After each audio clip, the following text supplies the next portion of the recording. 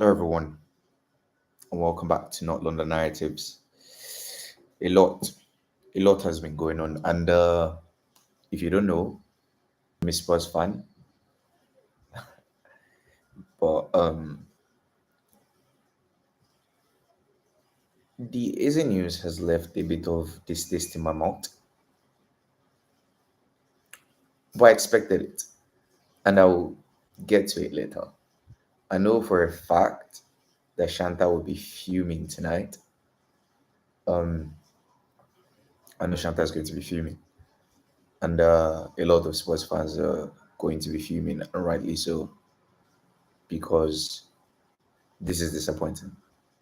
But anyways, we have other things to talk about before we get to Asia. I have a list of things I want to talk about, and I have an order in which I want to talk about them. So yeah, so let's start. Let's start. Was first on my list. Okay. So yeah, chill. Give me a second. Yeah. Okay. So let me expand that. It's my personal chat with myself. So that's where I write my notes. So, the first thing I want to talk about is what's going on with Alexander Isak. And a lot has been going on, really. So, yesterday, while I was on a live, Isak dropped a statement, which was an absolute crazy statement. And he sort of established some things that I had already had a hunch or hunches or a hunch about. And established certain things that I thought were. And it was nice to hear from the player side because a lot of times with things like this, you hear from one side and you don't necessarily hear from the other. And when things like this happen, it can really skew things because I always talk about how, or I always make reference to how I am a media student. I'm a mass comm student. I do understand to a certain degree, to a reasonable degree, because I have a bachelor's in mass communication, how the media works. And the thing about the media is that a lot of the time, because a lot of people consume what they see in the media as facts, a lot of the time there is no sort of filtering done in the media. And when people, journalists, are coming out telling you this and this and this about Isak or anybody, you tend to believe it because you're you're in your head, you believe that journalists have a responsibility to do what is good and to report facts, to report truth. And because of that, you don't filter messages that you get from the journalist. So I think the Isak statement was sort of an insight to the other side, which these very biased journalists, which journalists are not meant to be, by the way, have sort of failed to represent. Only maybe David Ornstein, I think, that sort of hinted or gave some tips on certain things. Okay, Shanta said, okay, Shanta, you know what? Funny enough, okay, maybe tomorrow. Okay, no problem. Tomorrow. Because right now I'm not using StreamYard because my StreamYard has a limit because I'm using the free version. So when like I use YouTube Live doesn't allow you to invite people on, but StreamYard does. So maybe next time. Okay, we're going to get to this. Okay, you said okay. Wait, I'm actually stuck in traffic. Maybe tomorrow. I told you we're missing out on Izzy and Savino, but remember, hello, we're so trash, man. Shanta, what did I tell you about this Izzy guy? We're going to get to it. We're going to get to it. But I told you about this Izzy guy. This Izzy guy, I'm telling you, I don't think that Izzy ever truly wanted to join Spurs. And I've been saying this since, and I've been telling you guys that's why I don't want this guy because this guy doesn't want our club. And I said it. I said it. I said it. I said it. And I don't think it's a problem. Like, I don't think it's that big a deal. Honestly, I'm telling you, Shanta, this is a signing or this is a lack of signing. Thank you for the like, by the way. This is a lack of signing is like not even tripping me out like that. What is tripping me is the fact that we could potentially not sign Savio. That's what is affecting me, not even Eze. Eze is the least of my problems. Like, I don't really care about Eze because we can sign Al Kalush, or I don't even know how to pronounce his name, and we're fine. But, like, when it comes to that left wing, there are not many left wing options. We're not getting anyone. I don't think that the board is crazy enough. Yeah, I'm going to come to my stance on the body because tonight I've been calm, and I've trusted them so far. I've believed that everything is going to be fine. I don't know why. Maybe it's the fact that Levy came out and told us for once that he wants to challenge for the Premier League, he wants to challenge for the Champions League. Maybe that's why. But I've been calm. But now today, seeing this Eze to Arsenal thing, I've had enough. And it's not even about the Eze to Arsenal thing. It's the fact that, like, when he reigns, he paused at Tottenham. Because added with the Eze to Arsenal thing, you now see things like um Tottenham have been interested in Savinho but don't want to pay City's valuation and things like that. It's the Savio deal that's really gets into me. It's not even Eze. Like, I don't really care about Eze, and I've said this a lot of times. The thing is, 12 days to go.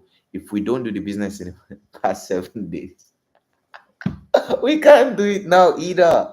Exactly. That's why I wrote here.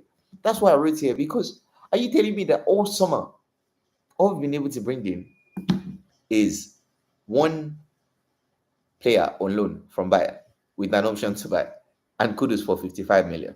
Is this a joke? Is this a joke? Everybody was laughing at Newcastle. Newcastle have done more business than us.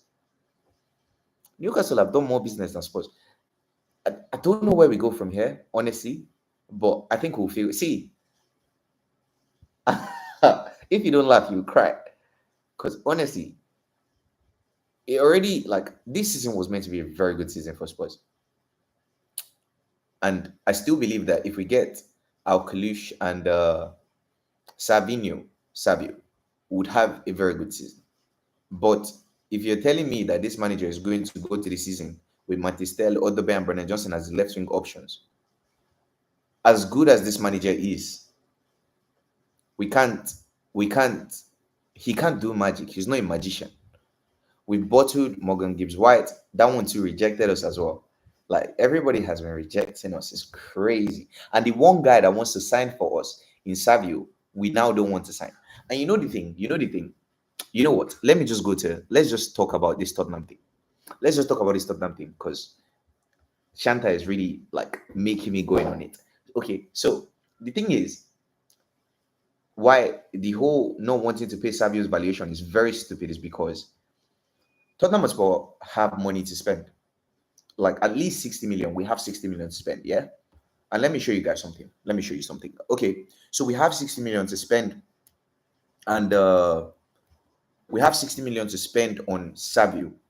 Oh, sorry, on Eze. We tried to spend it on Gibbs White as well. So we know 60 million is there.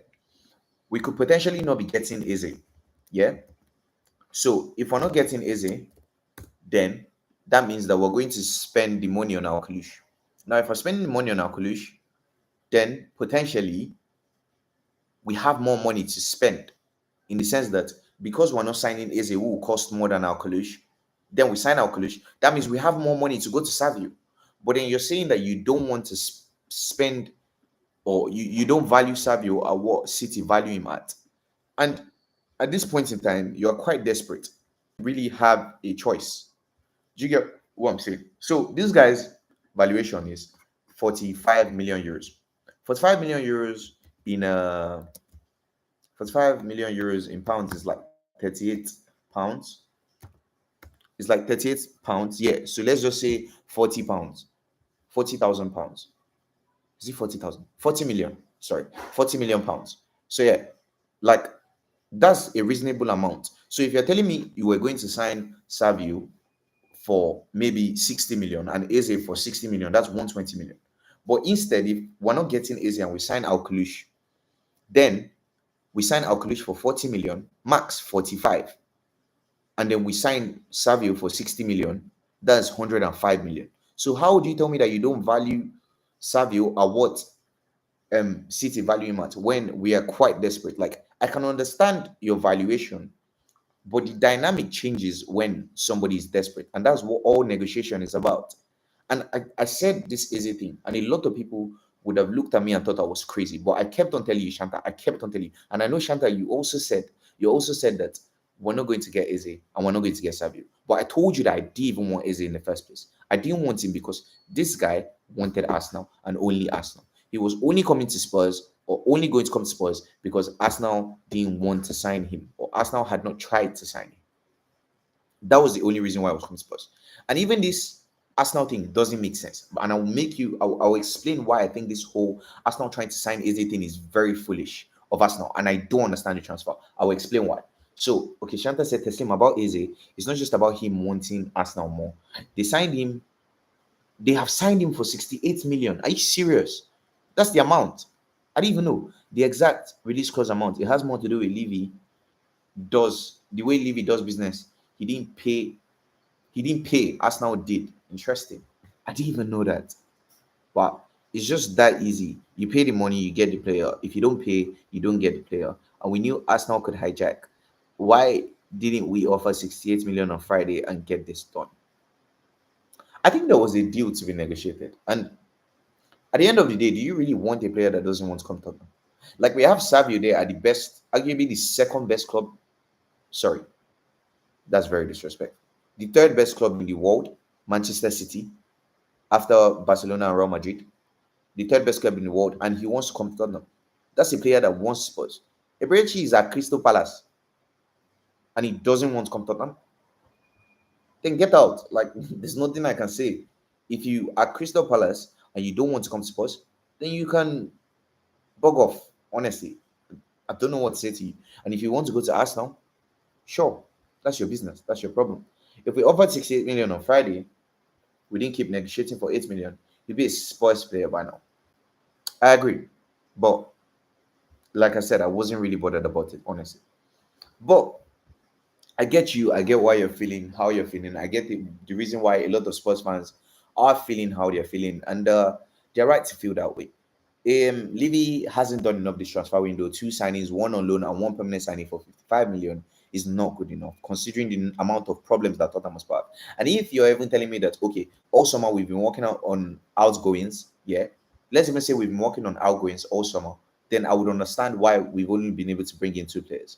But even the outgoings, Bissouma is still in this club. Bentancur, who has been linked with a move, is still in this club. Richarlison, who has been linked with moves every year, is still in this club. Like a lot of players are still at this club. So what exactly have we been doing? Because all we've been able to do is loan out academy players. And if I play football manager, so you can't tell me that you couldn't have delegated it to somebody else. You could have delegated that to somebody else and you worked on deals. So what exactly have you guys been doing? The people at the top, what exactly have you been doing?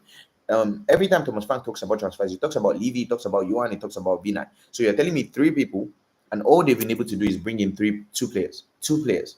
That's an absolute joke. And it's not good enough.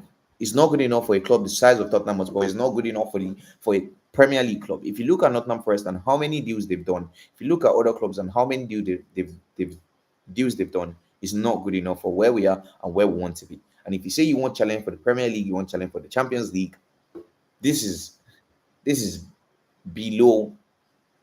And believe me, Tottenham Hotspur fans don't even have expectations.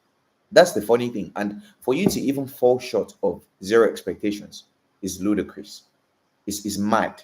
Do you get what I'm saying? And honestly, it's an absolute joke. We pay, we get the players. Now, clubs will ask for outrageous prices exactly because we're desperate. And that's just how the market works. It's demand and supply. For anyone we try to sign because they know we're desperate. Mark my words, this is the downfall. Protest coming soon.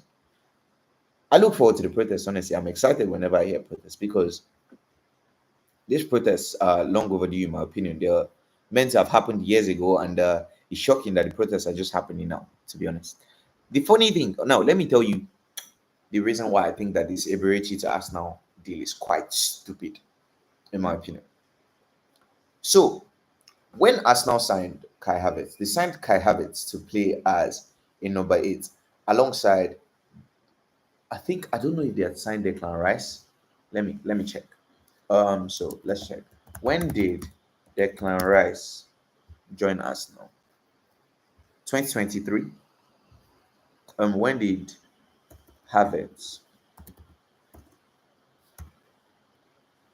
Sorry. 2023 as well. So it was the same year. 2023, 15th, 1st of July. Okay. So They signed Declan Rice, and that time they signed Havertz because they wanted to convert Havertz into a midfielder. Havertz didn't work out as a midfielder. If anything, he was awful. I remember them giving him a penalty to play just to give him confidence, and he scored. And they moved him to number 9 because Jesus got injured. They were moving him all around. They put him in number 9, and he looked half decent at number 9. So Havertz was a failed midfield transfer. Now, Havertz has grown into the role of a number 9. So now in Havertz squad, he's a number 9. In Arsenal squad, sorry, he's a number 9. You now have the likes of Norgard, Wanyeri, the likes of Zubimendi, um, Odegaard, and Co. that play midfield. So now Havertz is a number 9. So now you tell me Kai Havertz gets an injury.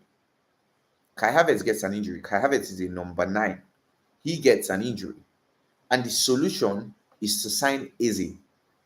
I don't know, but I'm scratching my head because that doesn't make any sense to me. And if I'm an Arsenal fan, I would be questioning it because what the reporters have said is that due to the Havertz injury, now Arsenal are signing Eze, and it makes no sense to me. I don't see the sense in it, and I don't understand the rationale, honestly. And if I was an Arsenal fan, I would be questioning this transfer because Eze cannot play number 9. So you're telling me if anything should happen to Victor Gyökeres, now Jesus, I don't know if Jesus is even fit, but Jesus, that is barely ever fit, will be playing number 9. Or is it Eze that you're bringing in to play number 9? It doesn't make any sense to me, except if you want to move Merino to number 9 again. And that takes Arsenal back to where they were last season. And that doesn't really even improve the squad.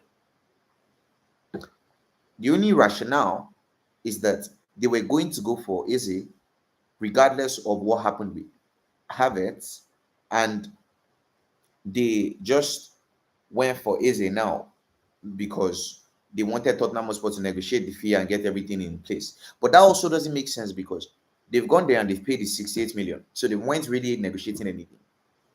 So how does that make sense? It all doesn't make sense to me. And the transfer is very stupid in my opinion. And I just want to sound as objective as possible because, like, I understand it. Hijack, they're excited. You're taking a player from Tottenham and rivals. But if you look at the logic of the signing, it actually doesn't make sense. The signing doesn't make sense because Kai Havertz now, who was a failed midfield transfer, he was signed to play number 8 alongside Odegaard and Declan Rice. He failed at that position. They moved him to number 9. He was half decent at number 9.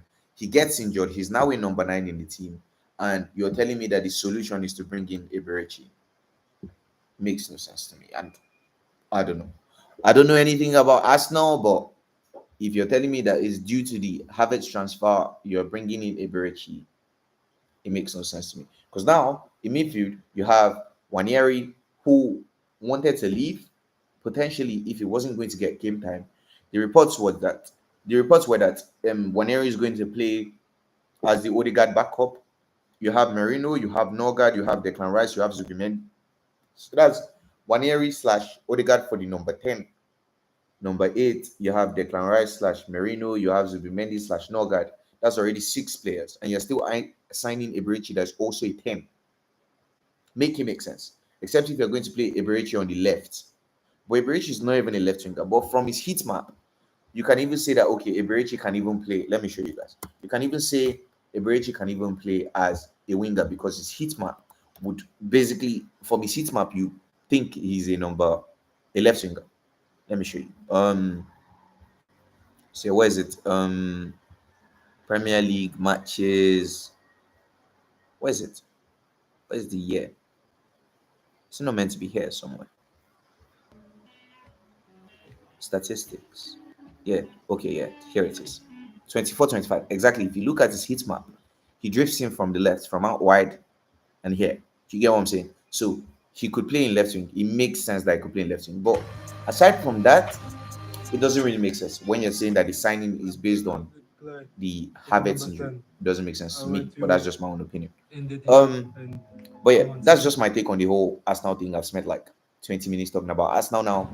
So yeah, and Iberechi. So let's move on. Honestly, I'm not really bothered about the signing. I get it. I had accepted that he was coming to Tottenham. He's not coming anymore. No problem. you can go. I don't really care. Honestly, I don't really care. And this is not even me being salty or whatever because it's going to Arsenal. I've said this since that this signing doesn't really help me because this is not a player that I ever wanted. He always wanted Arsenal and he was waiting for Arsenal.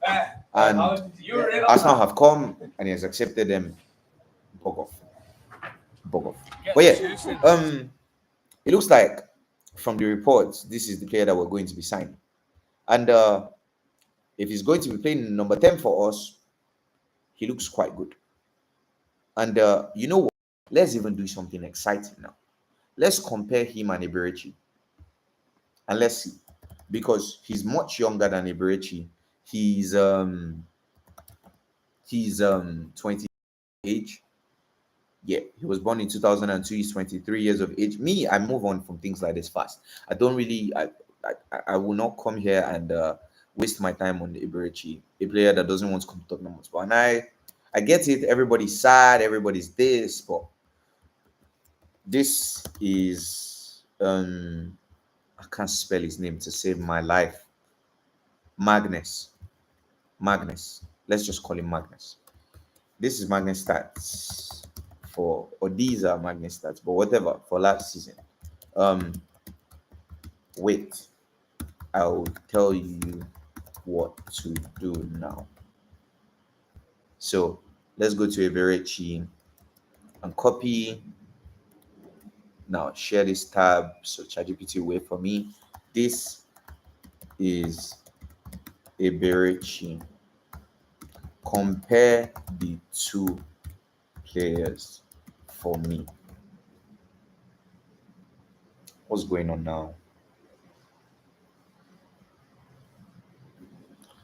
Compare Eberechi and Magnus.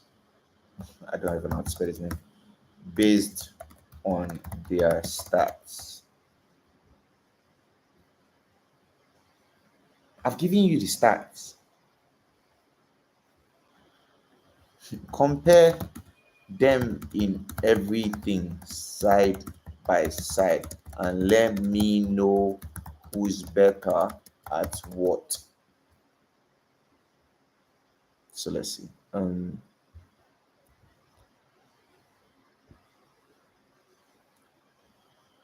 Use gold stars to compare them. This is incredibly hard. Like, I think I need to create a prompt for this. But anyways, okay, we'll look at it now. This is head to head now. And Shanta, I hope this will give you some peace of mind. I'm really trying to make it up to you. I'm trying to bring you joy since Tottenham Hotspur have been unable to bring you joy.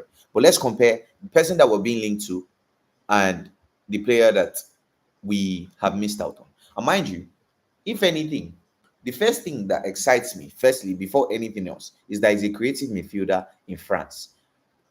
I don't care what anybody wants to say, but in France, they have a lot of talent. The likes of Desiree Doué, the likes of Cherki, the likes of Ndombele, they have talent, they have ability. So in that French league, is nothing to sniff your nose about or at, or do you get what I'm saying? Like, do you get what I'm saying? They have talent in the French league. So that is number one. Number two, his stats, looking at it, it doesn't look bad. But let's go into the details, comparing him to Eberechi. So, attacking output, Eberechi is better. So, 4-star, Magnus is 3.5 star. So, slightly more decisive in the final third. That's Eberechi. Chance creation, Magnus is levels above him. So, 4 stars, and Alkalush is the average is 4.6 shot creating actions per 90. Alkalush is 6.1 shot creating actions per 90. Levels above him. Levels. Worlds apart. So he's elite 5-star at that. More creative facilitator, especially through passing. And this is what I was saying. So if you're going to, I still believe that Tottenham Hotspur are going to sign Savio. And I was talking about how if you're going to sign Savio, you're going to sign Eberechi, and you're going to sign Kudus. You have too many players that are trying to do the same thing. Too many players that are trying to ball carry. Too many players that are trying to use the ball to create. Use themselves to create. So I've spoken about this a lot of times, and you're probably tired of hearing me say it. But I always talk about how there are two types of creators. There are creators like Jack Grealish, Musiala, Eberechi, Kudus that use themselves to create. So they carry the ball, and because they are carrying the ball and they're so hard to get off the ball, they're so good at dribbling.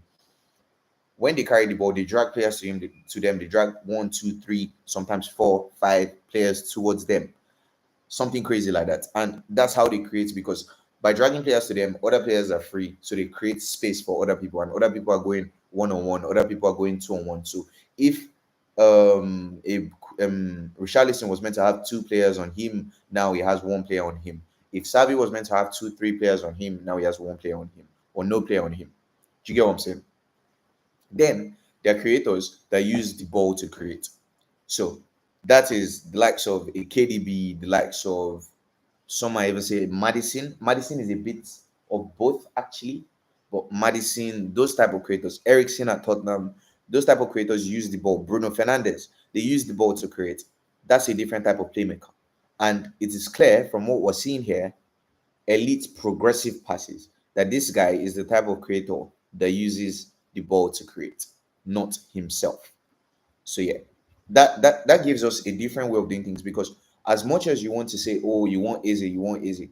If we're going to sign Savio and we're going to sign Kudus, somebody has to give these guys the balls. No homo. Somebody has to give these guys passes. Do you get what I'm saying? So somebody has to be orchestrating everything. And I don't think that Eberechi, I said this yesterday when we went into deep dive into the stats. I don't think he's that midfield facilitator that everybody thinks he is, or this midfield maestro that everybody thinks he is. And looking at the stats here, when you see somebody's elite in progressive passes and they're calling him a more creative facilitator, especially through passing, it tells you that, bro, this guy is actually what you call a creative midfielder in that sense, especially what we need at Tottenham Hotspur. A creative midfielder that uses the ball to create, when we already have Kudus and we could potentially be having, I believe we're going to get Savio, especially if we're going for Magnus. When you have Savio, he's the profile of player we need, not too many people doing the same thing or trying to do the same thing. I don't want something like that. But yeah, okay. Oh my God. Oh, oh, I'm in love with him already. I'm in love. Anyways, so progressive carrying and dribbling. Now, a lot of people talk about Eberechi as if he's this world-class dribbler, he's this, is that. I don't think he is. Like I said yesterday, every time I see this guy when, and this is not even an agenda. I promise it's not an agenda. You guys can go and watch. I can't remember the highlight video, and I watched the Crystal Palace compilation. So Crystal Palace own compilation of 24 to 25 season of Eberechi. And I came out there after watching the compilation thinking, oh my God, what a good player Mateta is, not what a good player Eberechi is. Personally, that's just me. But anyways, I went to watch another video and I saw his ball carrying, and I watched that video. And upon watching that video, thank you so much for the like, whoever that is. I'm so grateful to you.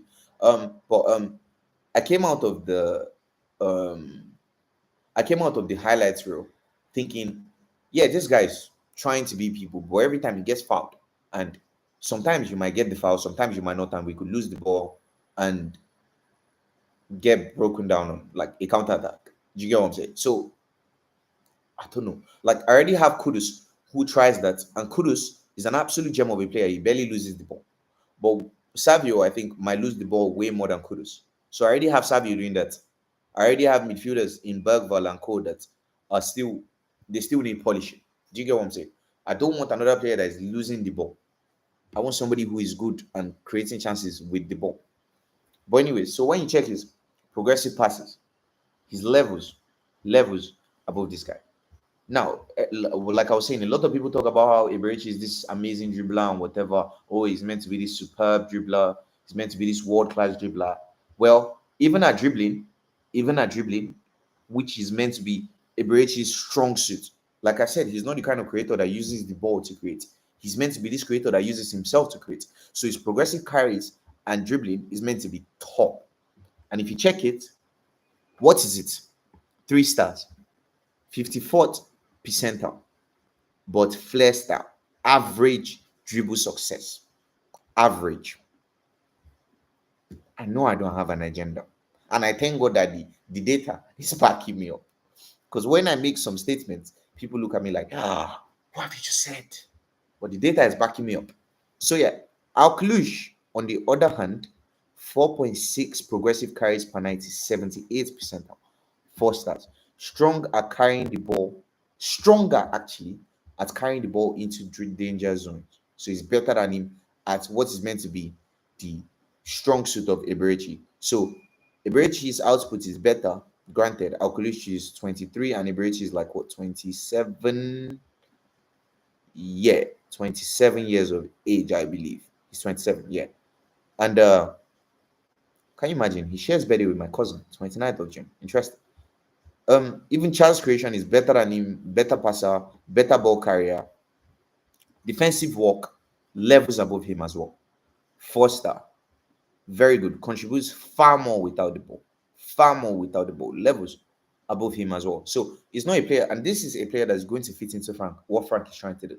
As good a player as or what a lot of people think Eberechi is, which I personally don't see him as, I don't rate him as highly as a lot of people do. I think he's a good player. I don't think he's this difference maker that a lot of people are trying to make him out to be. No, he's no Cherky.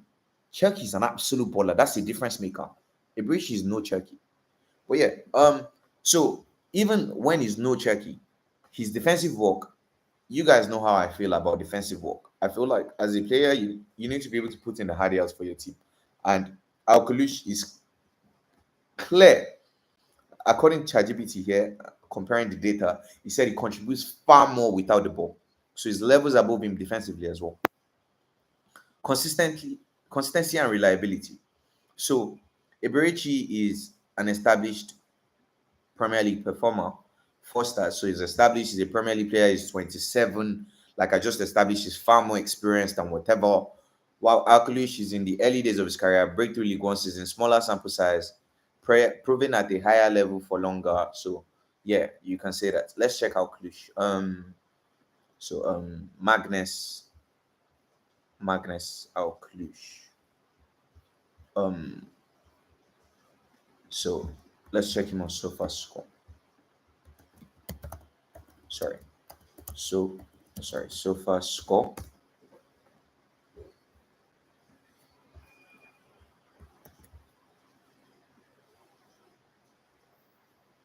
So yeah, let's check his previous season. Did they move these things? Statistics. A lot of the things change in the UI, or am I tripping? I think things have changed, or is it me? I don't know. But yeah, so in his first season, he had a 7 point. So he's 23 now. So he's 23 February. So he's turning 24, 25, 26. So here he's turning 24, 23, 22, 21. So 20. So 20, 21, 22, 23, 24. Yeah, 24. Okay. So 24, this season, he played 90 minutes. He scored 7.3 match rating. So he played good in that match. Last season, he had 12 assists. He had 7 goals. That's 19 goal contributions in Monaco. Where did Monaco finish? League on table. So it's not just about the goal contributions. You have to check where his team were as well. Monaco were third in the league. Third in the league. They battled with fourth and fifth. So it was very tight. Even these two as well. You could even say they battled with them as well. So they were sort of in the range from third to maybe seventh. So they were good. They were good. And there was a huge gap between everybody else and PSG, by the way. But they were good. They were, so it was a good side. It was a good side. So yeah, so he had 12, sorry. Yeah, 12 goal contributions in his first season, and the following season he had 19 goal contributions. So year in, year out, so far, based on the sample size, he's improving. He's improving. He's still young, he's still 23. I think that's Bernard Johnson's age as well. That's Van de Ven's age as well. So he's still young, still at a good age, and has improved based on the small sample size, has improved every year so far. Has improved every year so far. 1, 2. So far, he has improved. So yeah, let's go back to the um data here. So yeah, he's proven at the higher level for longer. Verdict: Eberechi strengths, end product, shot creation, PL experience, clutch in the final third. Playmaking, progression, defensive work, balance between phases. If you want a flair creator and scorer, Eberechi. If you want a complete, interesting. If you want a, and this is, oh, you guys are not even seeing it. Sorry. You guys are not even seeing it. Okay, let me go back. So, we said consistency and reliability. I've spoken about this. So, verdict, end product, shot creation, PL experience, clutch in the final third, playmaking, progression, defensive work, balance between phases. So, if you want a flair creator and scorer, Eberechi. If you want a complete modern playmaker with defense to Magnus. So, who is the better player?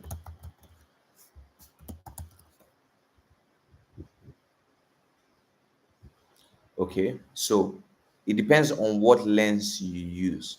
Eberechi is the better player now because he's consistently producing in the Premier League, arguably the toughest league, with reliable goal and output assist. He has shown he can carry Crystal Palace at times.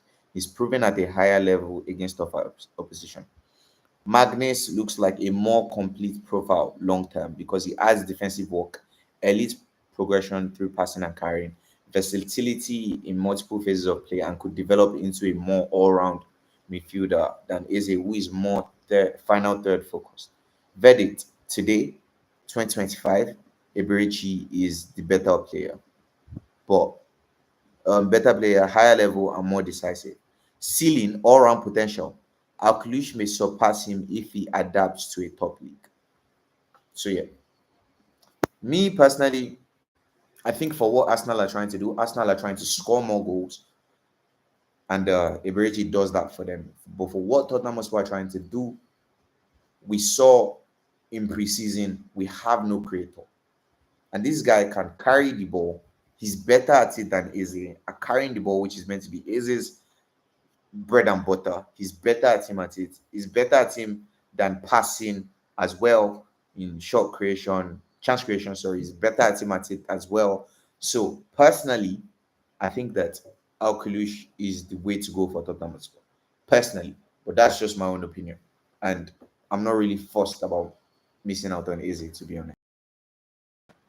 But yeah, I think, yeah, moving on back to Isak. So Newcastle made a statement. They said, "We are disappointed to have been alerted to a social media post released by Alexander Isak this evening. We are clear that Isak remains under contract, so no commitment has ever been made by a club official that Alex can leave Newcastle United this summer. We want to keep our best players and also understand players have their own wishes. We listen to their views. As I explained, you don't listen to anybody's views because if you did, you won't be trying to force a player to stay against his will. As explained to Isak and his camp, we must always take into consideration best interest of the club, the team, and the supporters in all decisions. And we have been clear that the conditions of a sale this summer have not transpired. We do not foresee those conditions being met. This is a proud football club with proud traditions, and Alex remains part of the family and will be welcome back when he's ready to rejoin the team." This is insane because Isak has made it clear, like I said yesterday, he doesn't want to play for you guys again. I don't know why you're trying to force a player to stay. You signed him for 60 million, sell him for 120, 130. You could do 120 plus add-ons or something realistic. But this player has made it clear he doesn't want to play. He's getting toxic now. He's getting really bad. The fans are turning on him. They are insulting him. They are wishing him horrible things. He's turning off his comments on social media. He's really getting toxic. And I don't think that, especially with the way that the fans have treated Isak wants to step foot in St. James's Park or on the pitch as a Newcastle player wearing the Newcastle jersey again for Newcastle.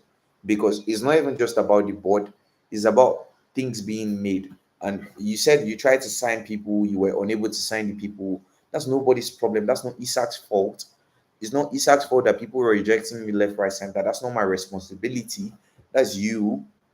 So go and get your things done and let me go. and he wants to leave and you're forcing a player to stay, makes no sense to me, to be honest. I don't think that you should force a player to stay when he doesn't want to stay, and this player doesn't want to play for Newcastle again. Let him go. That's just my take on it. Honestly, it's an absolute joke, and Newcastle will become more and more unattractive because we've seen people reject them already. But if they know that you're a club that wants to tie people down, and especially considering what clubs like um, Tottenham Hotspur have done, clubs like Nottingham Forest have done, and now Newcastle. Tottenham Hotspur, in the sense that gentleman's agreement doesn't work. Same thing as Newcastle. Newcastle claimed that nothing has happened. This player has made it clear his desire to leave, and you're forcing him to stay. Um, Nottingham Forest with the private, undisclosed release clause and all this rubbish that clubs have been doing.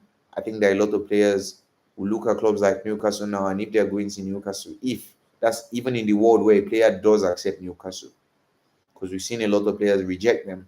In the world where a player accepts Newcastle, they would want to accept Newcastle with a release clause in their contract. And Isak tried to sign a contract extension last year. Newcastle told him that they didn't want him, or they weren't going to give him a contract extension. Now the player wants to leave, and you people are forcing him to stay. He doesn't want to stay there. It has gotten toxic. Just let him go, please and thank you. But yeah, and on the other side, Wissa has asked Brentford again to join Newcastle. Hello, Care. Oh my God, Care, how have you been? It's been a minute. It's nice to see you. What are your thoughts? What are your thoughts on what's happening on any transfer? What transfer do you want to talk about? Let me know what you want to talk about, and we'll talk about it. But yeah, Kia, what club you support? I actually can't remember because it has actually been a while since you were in the chat. But I do remember your name and I do remember your profile picture.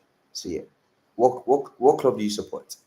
So yeah, on the other hand, Wissa has asked Brentford again to join Newcastle. Good, my bro. I support Tottenham. Okay, what are your thoughts on the Eze thing? What are your thoughts on the Eze thing? Because I spoke about it not too long ago, and I can go over it again and let you know my thoughts on it. So yeah, Wissa has asked Brentford again to join Newcastle after bid on the table. Wissa believes there was a pact for his exit and hopes for the green light to join Newcastle. So on the other hand, Newcastle are saying, oh, they don't like what Isak is doing, but another player is doing the exact same thing to join your club. That's absolute hypocrisy and absolute joke, an absolute joke from Newcastle United, an absolute joke of a club. Because if you know this is how you want to treat players that want to come to you, then I don't even know what to say to you. I'm gutted if I'm honest, but we all know he's an Arsenal fan, and I didn't really want an Arsenal fan in his sport shirt. You know what's funny, Care? Let me tell you what's funny, yeah? So, personally, he's a good player, but I don't think Frank will like his work rate. So, you know what? I'll show you the data on this guy. For the longest time, I've been talking about how I didn't want Eberechi at this club. And maybe it's an ego thing, like I always say, maybe it's an ego thing, maybe it's whatever. But in my opinion, this is a player that always wanted Arsenal. He didn't want Tottenham. He was only going to come to Tottenham because of what was happening, or because Arsenal hadn't come in for him. Arsenal coming for him, he rejects Tottenham immediately. He doesn't even think twice. And even on the Arsenal side, by the way, I will come to the comparisons between him and Magnus. That's Alkalush, another player we've been linked to. And I will take him over Eze in a habit, and I will show you the data here. But even with the Arsenal thing, if you're telling me, oh, Kai Havertz got injured. Now let's go back to Kai Havertz. Let's go back to history, because a lot of people try to rewrite history. So when um Arsenal signed Kai Havertz, Arsenal signed Kai Havertz as a midfielder. In number 8, they wanted to transform him into a number 8 to play beside Odegaard, and Declan Rice was going to be the number 6. But when they signed him, he flopped at number 8. And if you guys remember, he was playing really bad. The Arsenal squad had a penalty. They gave him the penalty. He played the penalty. Jesus got injured. He played in number 9, and he looked half decent at number 9. Thank you for the like, by the way. He looked half decent at number 9. And looking half decent at number 9, he became a number 9. So now Arsenal move on from him. So when I say Arsenal move on from him, what do I mean? At number 10, we heard that this guy, Waneri, was considering leaving Arsenal because he didn't think he would get playtime. So now at number 10, they have Odegaard and Waneri. At number 8, they have Declan Rice and they have Merino. At number 6, they have Zubimendi and they have Norgard. That's midfield filled up. Eze is a number 10. Midfield, there's no space for you, Eberechi. Right wing, you have what's his name? Madueke and Saka. Left wing, potentially he could fill there. Like I said, I showed you guys I showed the data earlier. Let me show you. I showed the data earlier and I showed his heat map. And if you look at his heat map, you could potentially say he could play as a left winger. But if you're saying, which is what the journalists are saying, that due to Havertz's injury, Havertz is a number 9.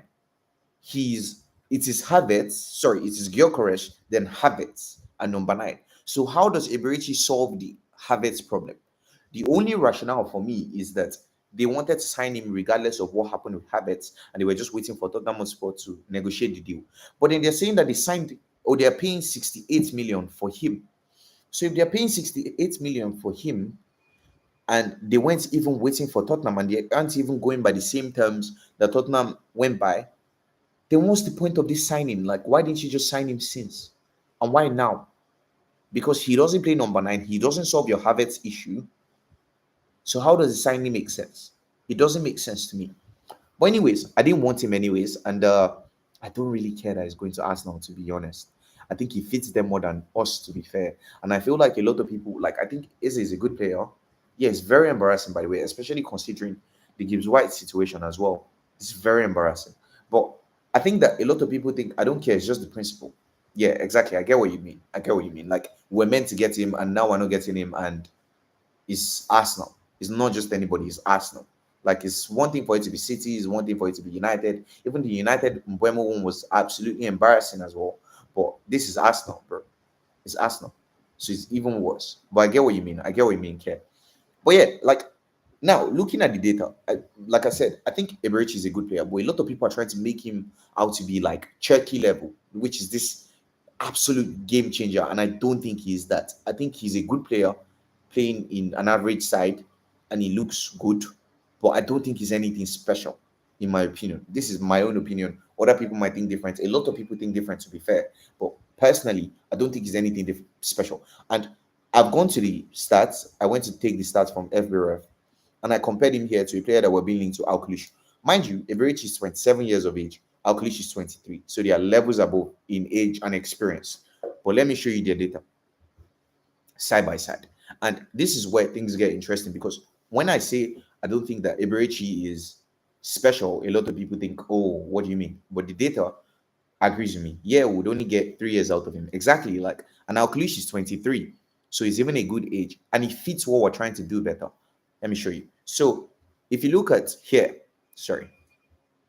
if you look here, you can see the attacking output. So Eberechi is giving 4 stars in attacking output, and Alkalish is giving 3.5 stars in attacking output. So Eberechi is slightly, and even that is slightly more decisive in the attacking third. So let's check the stats last season, career.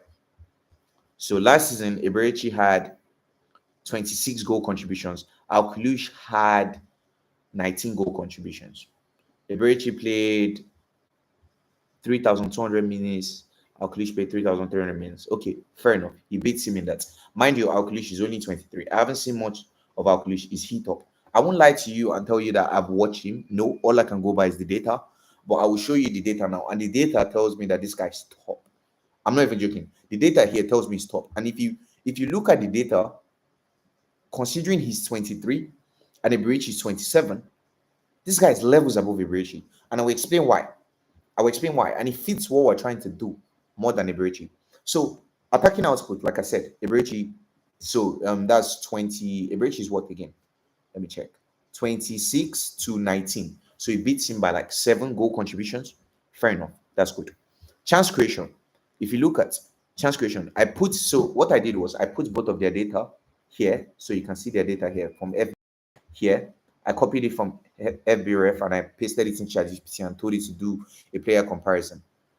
So that's what we're looking at. The results is what we're looking at. It's based on their data. This is not made up or whatever. This is last season, their last 365 days, both of them. So chance creation, passing, Alkalish is elite at that. If you check, so 4.6 shot creating actions per 90, 6.1 for Alkalish per 90, 6.1 chances. So 6 chances, he's creating 6 chances penalty. That is top. That is elite. You can see they gave him 5 star. 5 star for that. He's more of a facilitator, especially through passing. Now, I was talking about how if we're going to sign, and I think not signing Eberechi is going to be a blessing in disguise because we could have more money for Savio. And the reports right now are saying that we don't want to match the evaluation. But if we're signing Alkalish, who is going to cost less than Savio, sorry, the less than Eberechi, then we have more money to go on a Savio. Now, if we have Kudus, that is a dribbler, we have Savio that is a dribbler, and Eberechi that is a dribbler. I felt like we have too many players doing similar things at the club. If you look at Manchester City, if they're using seasons where they're using Doku, they're using Oscar Bob, they're using Savio, they had a De Bruyne that was a passer. You need different types of creators. There are different types of creators in football. There are creators that use themselves to create. Jack Grealish, Musiala, Eberechi, Kudus, they dribble and they drag players towards them, thereby carrying players from other people and creating space for others. Like, so somebody that was meant to have 2 men on him is now having 1 man or 0 men on him. Those are one type of creators. Then there's also the other type of creators that are more like De Bruyne, Eriksen type of creators, Bruno Fernandes mode, where they use the ball to create. So they create by passing. That's a different type of creator. And having Eberechi is like too similar to Savio, is too similar to Eze, and it's like so many people are trying to do the same thing. And Savio and Kudus will need players that can give them the ball. So I think Alkalish fits that more. True say, Eze to Tottenham is just not meant to be. We'll find better. Who would you prefer, Rodgers or Alkalish? Lukman or Savio? I would not have Lukman anywhere near the squad. I think Lukman is one of those players that will play well in a low block side, transitional side. But if you're telling me that he's going to break down in defense, I don't think Lukman can do that. Rodgers, from the data that I saw, I think I would rather have Alkalish over him. So I think I would rather have Alkalish and Savio. And I would do a Tottenham Hotspur lineup, how we would look with the signings that were being linked to. And even Nkapie news too is slowing down as well, which is incredibly concerning to me. But yeah, chance creation is very good. So you're telling me that Alkalish are passing, and this is where things get interesting, by the way. This is where things get very interesting for you, for everybody, by the way. Looking at the data, he's better than him at passing. He's elite at passing, progressive passes. Now, ball carry. Eberechi is meant to be the kind of creator that uses the ball to carry. He's meant to be this early dribbler, this early ball carrier. Even at ball carry, if you look at the data, Alkalish is better than him as well. He's better than him as well. So it's not even just like a passing. He's also better than him at what is meant to be Eberechi's strongest feature. Now, not only that, he's now levels above him defensively. So what exactly are we doing? Is this an absolute joke? Just because the player is Prem proven? The data tells you that this guy is levels above him at everything, or almost everything. Almost everything. And he's 4 years younger. I heard Savio to Spurs is completely dead. City board do not want to sell him at all. I don't believe that. I think City, I don't care what the City board wants to say or what these media people are reporting. City are a club that sell. And Pep has come out to say that the squad is too big. Savio wants to leave. City don't keep players that want to leave. Pep has the final say. If Pep tells you that this player doesn't want to leave, this player's head is not at Tottenham, it's not at City, then he has to go. It's as simple as that. City will sell, but at the right price. That's the thing. And City won't come out telling you that they want to sell. If they tell you they want to sell, that's not negotiation. That doesn't give them any power in negotiation. So they have to say they don't want to sell.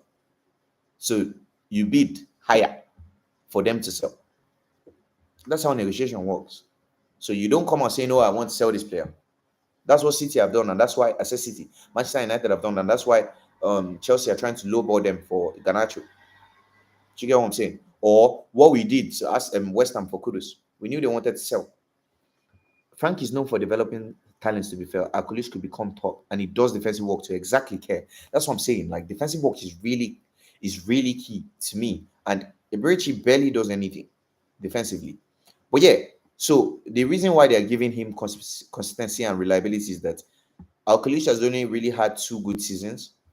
He's still very young, and he has only really had 2 good seasons and still developing, still young. Here he's going to become 24, 23, 22. So he has only really had 2 good seasons. He has only really broken into the Monaco side. So he still has a lot of room to go. But Eberechi on the other side is more established. He has had a couple good seasons in the Premier League, so he's more established. Do you get what I'm saying? So that's why they give him that. But when you look at this, so I now asked ChatGPT, so who is the better player? ChatGPT said it depends on the lens you use. Eberechi is the better player right now. He's producing consistently in the Premier League, arguably the toughest league, with reliable goal and assist output. Now, for what Arsenal are trying to do, which is get more goals, get more assists, because I spoke about how if you look at the Prem table last season, let me show you. If you look at the Prem table last season, while Arsenal had the best defense in the Premier League, 34 goals against, more than considered less than Liverpool.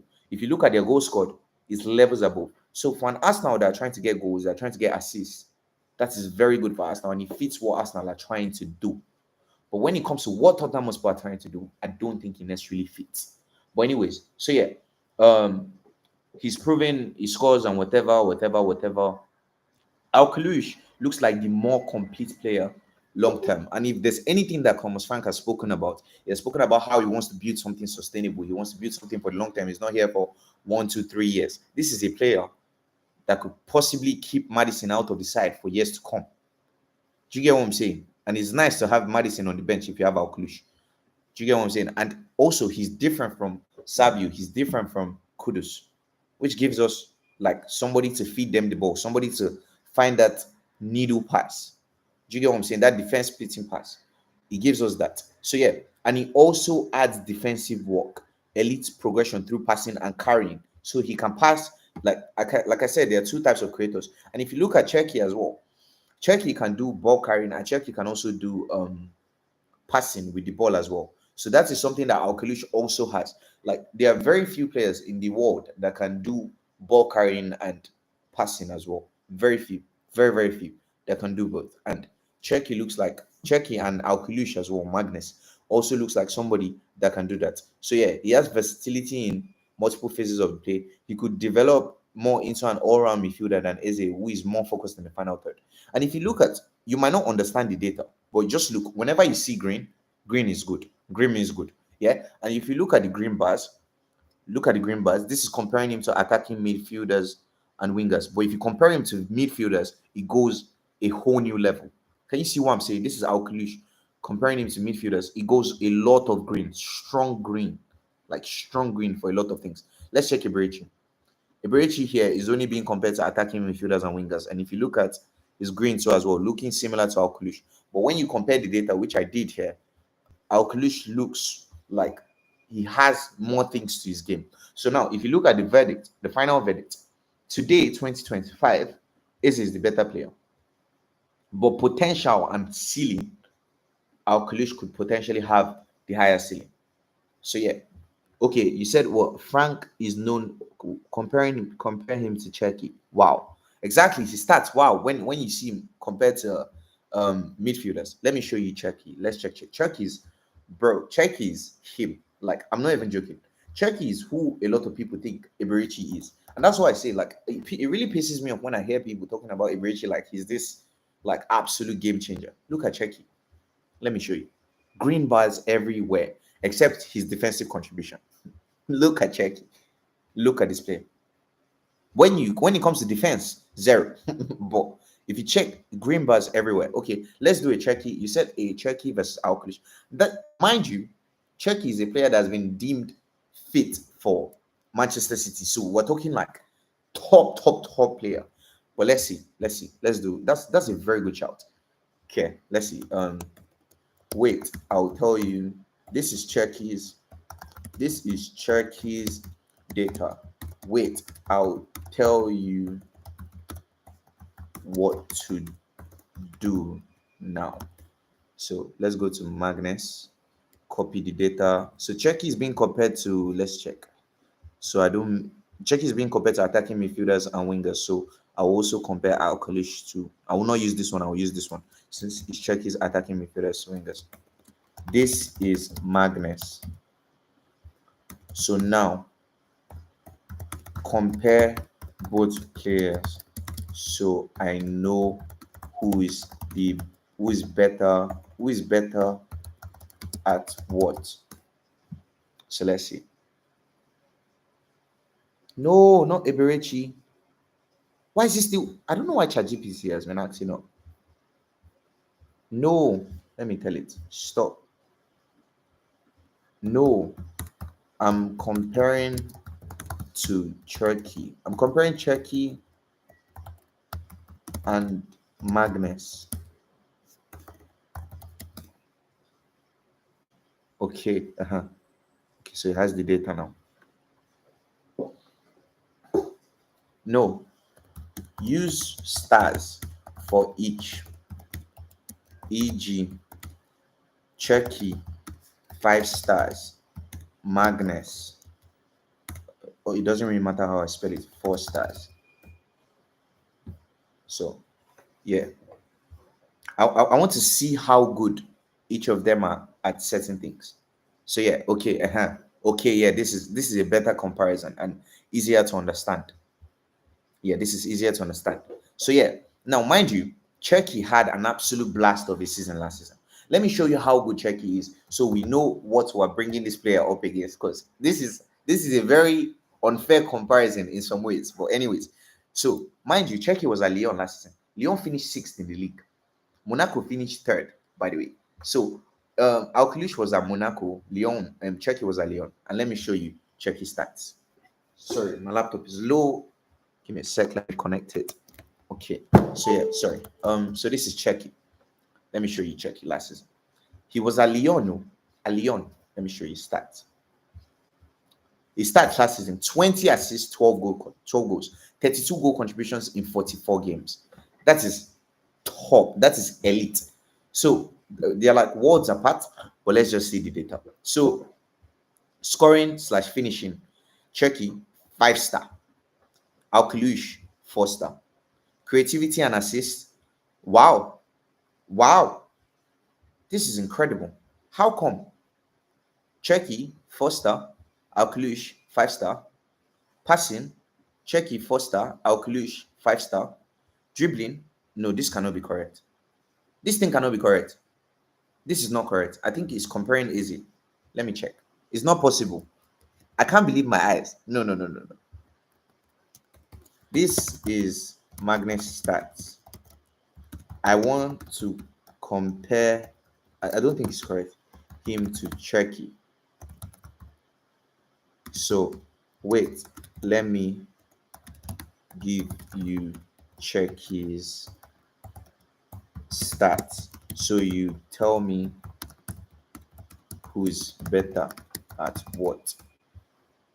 So yeah, Turkey. No, I don't think that's correct. It can be.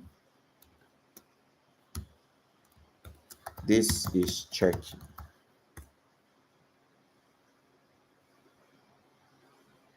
Yes, now compare both players, e.g., finishing.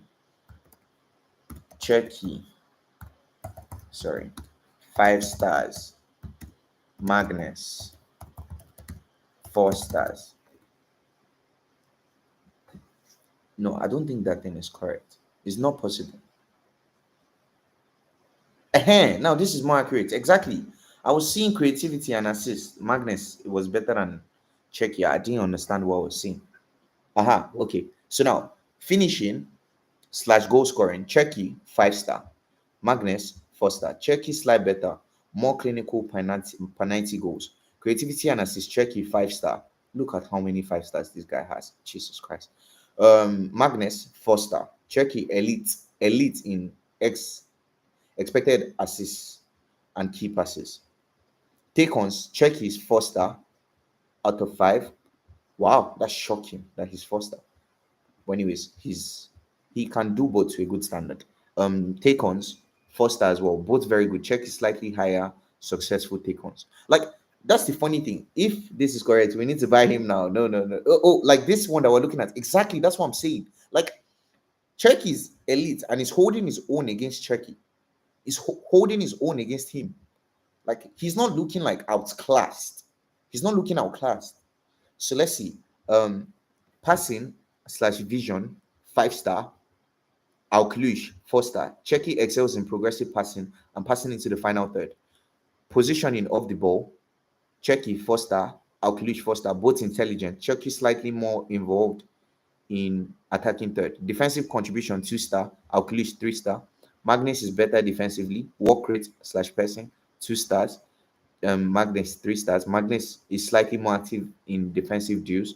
Versatility 4 stars slash footed 4 stars. So Czech is ambidextrous.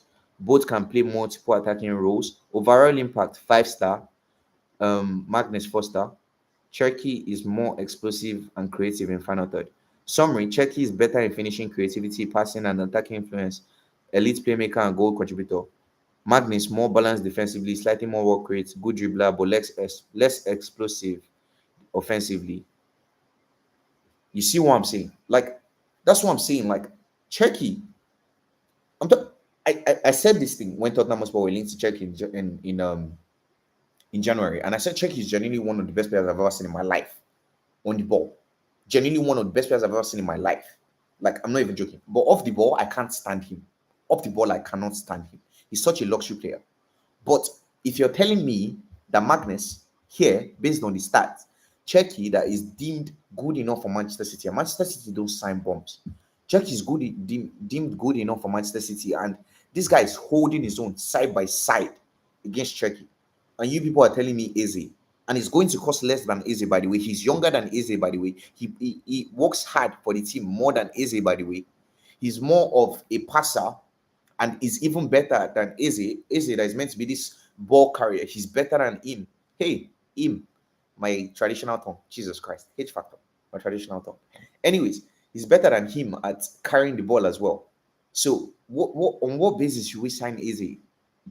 So he said, and bear in mind, Alkalish has better defensive rate and defensive work and physique. He's a solid gamble to take. Exactly. Exactly. Like, personally, that's why I'm not really fussed about this Eze thing. If anything, I feel like it's one of those things that could be a blessing in disguise. It's the same way we missed out on Kudus. Sorry, we missed out on Mbuemo. And at the time, a lot of people were very sad. But after watching Mbuemo for Manchester United, and I guess it was his first game, but it was also, excuse me, it was also Kudus' first game for Spurs. And watching the two of them, I am glad we got Kudus because he's more of a fit for what Tottenham Hotspur want to do. And I feel like Eze and Alkalish could be another scenario where missing out on this guy could be a blessing in disguise. Honestly, because this guy is top. I'm telling you, he's top. Like, the numbers don't lie. And if he's holding his own against Cherky, bro, that's a player, bro. That's a player. He's holding his own against Cherky. Like, that's crazy. Let me see. Which other talking point do I have here? Rico Lewis rejects Northern Forest. I'm absolutely delighted at that news. I'm so delighted. I'm so gassed. Anything that Northern Forest down for, I'll be there for it. Kudus is extremely good now. If Frank makes Kudus reach his peak, it will go very far. Exactly. Now imagine, you know what? Oh God, okay, you're exciting me now. You're bringing back the excitement because a lot of this like excitement was sort of poured, cold water was sort of poured on it with this whole. A lot of people are overreacting. I don't think it's as bad as a lot of people think it is. I don't think so. I don't think Eberechi is this beautiful player that everybody thinks he is. I think he's a good player. I don't think he's an amazing player. I think Cherky is an amazing player. I think Alkalish could potentially be an amazing player. Exactly. You're laughing at me. You're laughing at me. Can you see what I'm saying? You're laughing at me. I feel like Cherky is an amazing player. I think Magnus could potentially be that, but Eberechi is not that. And if Eberechi is not that at 27, personally, the signing wasn't really one that excited me, to be honest. That's me, Shabo. Everybody has their own feeling on these things. For me personally, I didn't really think the guy was anything special to begin with, but that's just my own opinion. So this is what we're looking like next season. So I'm factoring in that this guy is injured, Udogi. So yeah. And now we're looking more exciting because there's even like more things that we need to do, but we're not looking bad. This is looking like maybe Sasature or Rodrigo. I'd rather Rodrigo, but I think he'll play Sasature. That's Thomas Frank is in love. He's in love with he's in love with Sa. He said, "Yeah, I feel like everyone is angry at the fact that Arsenal slipped him and took him past." Exactly. I think that's just the thing. Like, but I think that when we get a player like Magnus, I don't know how to spell his name. Okay, Magnus. Aha. And then you have Kudus. Then on the left, God. And that's the thing. No signing. That's what I'm saying. If Tottenham Hotspur don't sign Savi now, I will lose my mind. Because no signing Alklish over Eze frees up more money. So now, if it frees up more money, we can go out there and spend more money on Savio, who is going to fix our left wing position for years to come. Now, I'll show you another player that I found. Not necessarily, I'll show you another player. I'll show you another player that I found. But yeah, look at this team. It doesn't look perfect. But when I make this one change that I want to make, this team looks completely different. And I'll show you stats first. So Kerr, what did he say? Kerr said, Sai is slowly showing his quality and abuse his physique and he develops technically, he will run games by himself. I hope you're right. I hope you're right. But if there's one thing, I think he has started adding goals to his passing still needs work, but his goals are improving. Let me show you this player. So before I show you this player and why I feel like this player is going to be a good fit for what Tottenham Hotspur are trying to do, I'm going to explain my rationale.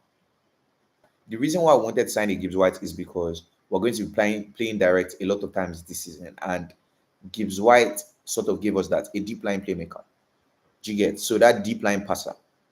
And while like that's one of my concerns on signing so many similar players, because now you're potentially be signing Eze at the time you're signing Savi, who is going to be the one giving the ball to these players? Because Saka can't do it. So who is going to be doing it?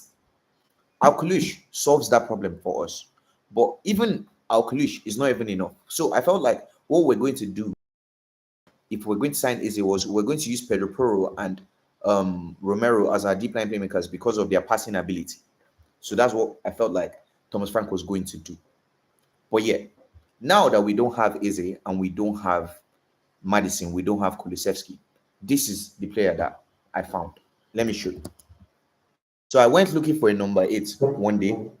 I went shopping, checking the stats, and trying to find that deep line playmaker, that profile of somebody that can just like spring counter attacks and actually give so the idea is to find somebody that can spring passes to be able to give. I don't know if you guys watch Liverpool versus Bournemouth, but to be able to give our attackers scenarios where they are one-on-one. So if you remember Semenyo's two goals were Van Dijk and I'm coming to your comment, Care. So Semenyo's two goals were because Van Dijk and Konate were running back and the Semenyo was running towards them. When an attacker is running towards the defender and the defender is running back, you have where you want him. And if you have wingers that are tricky like Savio and Kudus that could go left, that could go right, it's very difficult to defend against. Do you get what I'm saying? So you need a player that can get them in those positions where you bypass the midfield with a ball. Yeah, Watson is perfect, but it's not realistic this summer, especially considering Palace could be losing Guehi and Eze. So yeah. So you need somebody that can help bypass the midfield through passing. So bypassing the midfield, like there are different ways. Like this is how I think of football, by the way. And that's why I love what Thomas Frank is trying to do. I'm not necessarily somebody that is possession heavy, like pass.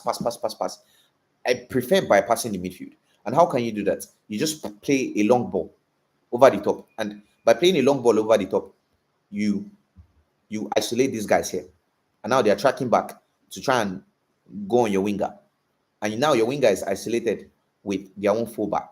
Or potentially, if their fullback pushes forward, is isolated with their centre back. And that's the kind of positions that you want to be getting your what they call them, attackers in. Do you get what I'm saying? That's the kind of position you want to get your attackers in. So yeah, that is why I thought this. Okay, let me go back. So I've explained my rationale. Now let me show you this player. I've explained my rationale. Now his nail penalty goes no good. But this is where things get interesting. Can you see this? Can you see his passing stats? This is what Tottenham Hotspur need. A deep line playmaker. A deep line playmaker that can give any type of pass. That is what we need. A passing maestro. If you check, let me show you something. Benacer for Milan. And Milan need money, by the way. And if you check his market value, it's not even much. SofaScore are usually close in the market value. Let me check. 15.9 million. Let's check it on transfer market. So I show you that he's not even worth much in the market.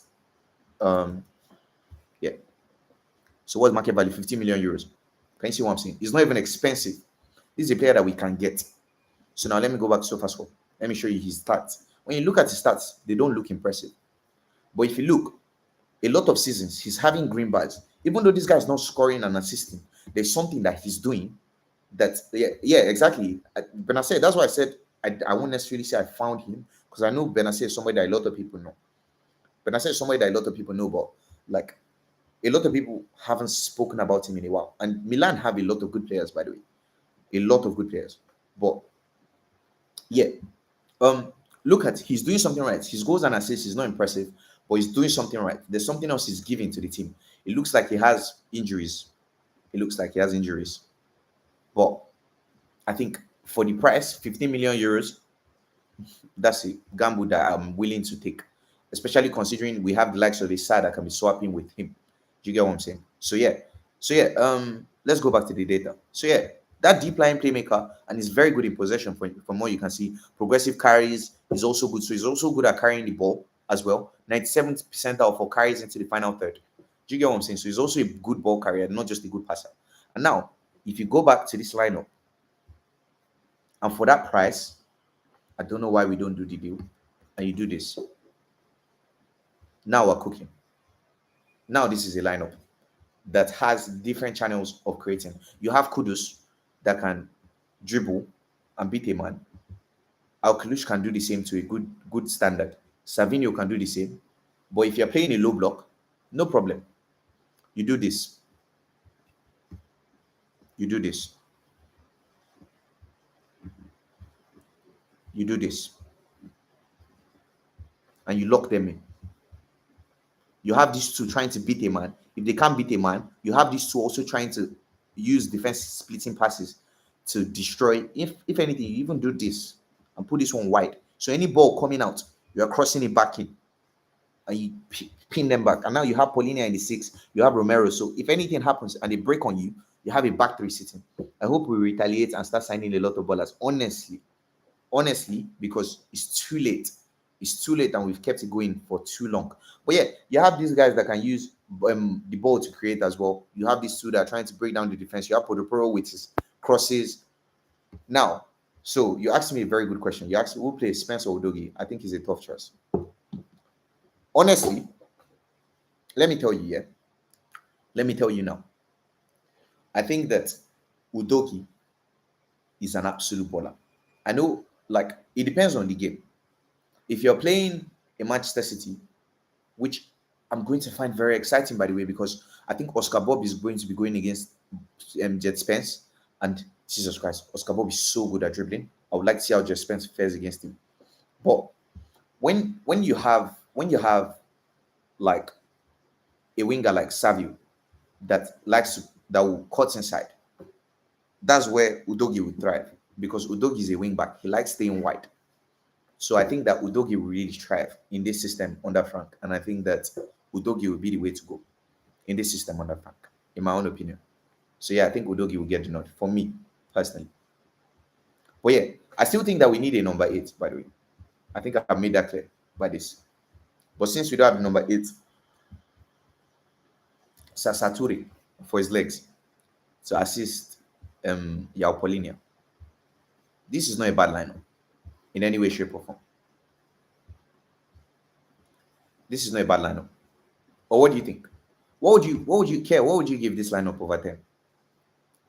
What would you give this lineup over 10?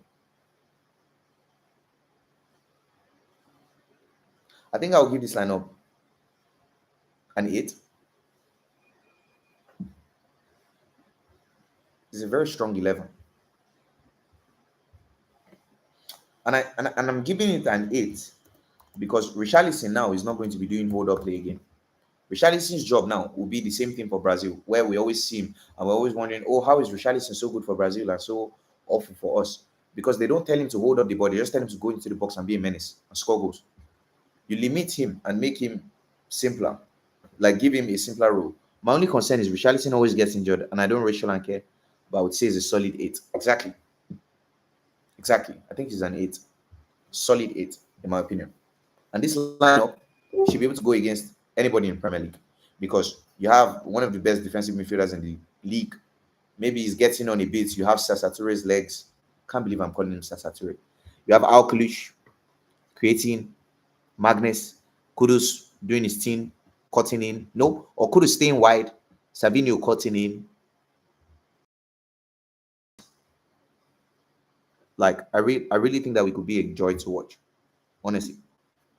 And if he could squeeze what he squeezed out of the likes of Brennan Johnson, the likes of what else again? What else again? Richarlison. I would like to see what he does with players that are actually good. I would like to see, honestly. I really can't wait to see some play on the left wing. Honestly, like I said something. Yeah. I said going from Brennan Johnson on the right to and I saw this comment as well. I'll tell you the comment I saw. So I said going from Brennan Johnson on the right to Kudus on the right is like leaving a toxic relationship for a perfectly healthy one. It's an absolute breath of fresh air. Like you can do it, and it feels good. It feels refreshing. And I saw something. I saw a comment on one Tottenham Hotspur post. I can't remember which. The person said, I think it was I think it was a Korean. So because I had to translate it. So the person said, Kudus, let me check for it. Let me check for it. Let me check for it. So I don't misquote it. It was so funny. Let me check for it. I'm coming. I need to find that comment. I hope I still have the screenshot. Yeah, this is it. This is it here. So the person said, with Kudus on the right, we are finally seeing some decent cross from the right. With Johnson on the left, we won't be seeing any more crosses from the left. I died. I died when I saw it. The person said, let me read it again. With Kudus on the right, we are finally seeing we're finally seeing a decent cross from the right. With Johnson on the left, there won't be any more crosses from the left. Like I just started laughing when I saw this. Like I couldn't hold it. I just kept on laughing. It was so hilarious. Johnson scores goals, but it's actually night. It actually is a night and day comparison. Honestly, like the first game that I saw Kudus play for us, I said, "Oh my god!" I texted my friend that was a City fan. I was like, "Oh my god!" I genuinely think that Kudus might be the best player in the world. He was like, "What do you mean?" I was like, "Guy, I've been watching." No, this is no disrespect to Son, by the way. I was like, "I've been watching Son and Tel and Odobe and Richarlison and Brennan Johnson on the wings, and I'm finally seeing Kudus. Like, I see what this guy is doing with the ball. I see what he's doing. Like all these flicks and tricks, all these skills, all these skill controls, beating 3 men, the link up with Jet Spence. I was like, Jesus Christ, what is this? I was in shock. I was in awe. I was in awe. I didn't know people could do this. I didn't know. When I was watching Yamal in Champions League, I was in awe. I was in awe. Like, Jesus Christ. Like, it's so crazy, honestly. It's so crazy. It's so crazy. But yeah, I'm delighted. I'm very delighted. I'm very delighted. Honestly. Let me see. Apparently, I saw something and I don't know how true it is. So let me check. That Richarlison is being linked to Palace. And I don't know who reported this. I don't know who reported this. Have you guys seen anything on that? I don't know who reported it. If same, I said Johnson must know his spot is gone. Exactly. He knows. Like Johnson knows. He knows. Let me tell you, you know why it's funny? Yeah? Johnson has been moved from the right to the left. and it's just a matter of time before he's replaced again from the left to the bench. He knows. He knows. He knows. If we get someone like that on the left, I'm not missing a single game. Honestly. Honestly, like you don't know how like good I felt for the Burnley game. Like I genuinely watched a Tottenham Hotspur game and felt comfortable. Like I felt like we could actually win. And that's a feeling that I honestly have not had in a while. Honestly, I've not had in a while. And it felt very good to like feel comfortable about a match. It felt very good. Honestly, it felt very good. It felt very good, like to be relaxed. So you said we tried to put in Richarlison and cash for Easy. Richarlison. We see. I like the fact that we're trying to put in Richarlison and cash because a lot of people are making it seem like, oh, we have to keep him, we have to keep him. Let me tell you, people, yeah, I've seen 3 years of Richarlison at Tottenham. This is his fourth year. There's nothing anybody wants to tell me. See, if whatever is meant to show, he would have shown it in the last 3 years. Tomorrow, if somebody should give me a bid for Richarlison, I'm selling him tomorrow. And it's even good. Let's quickly sell him while he's fit before he injures again.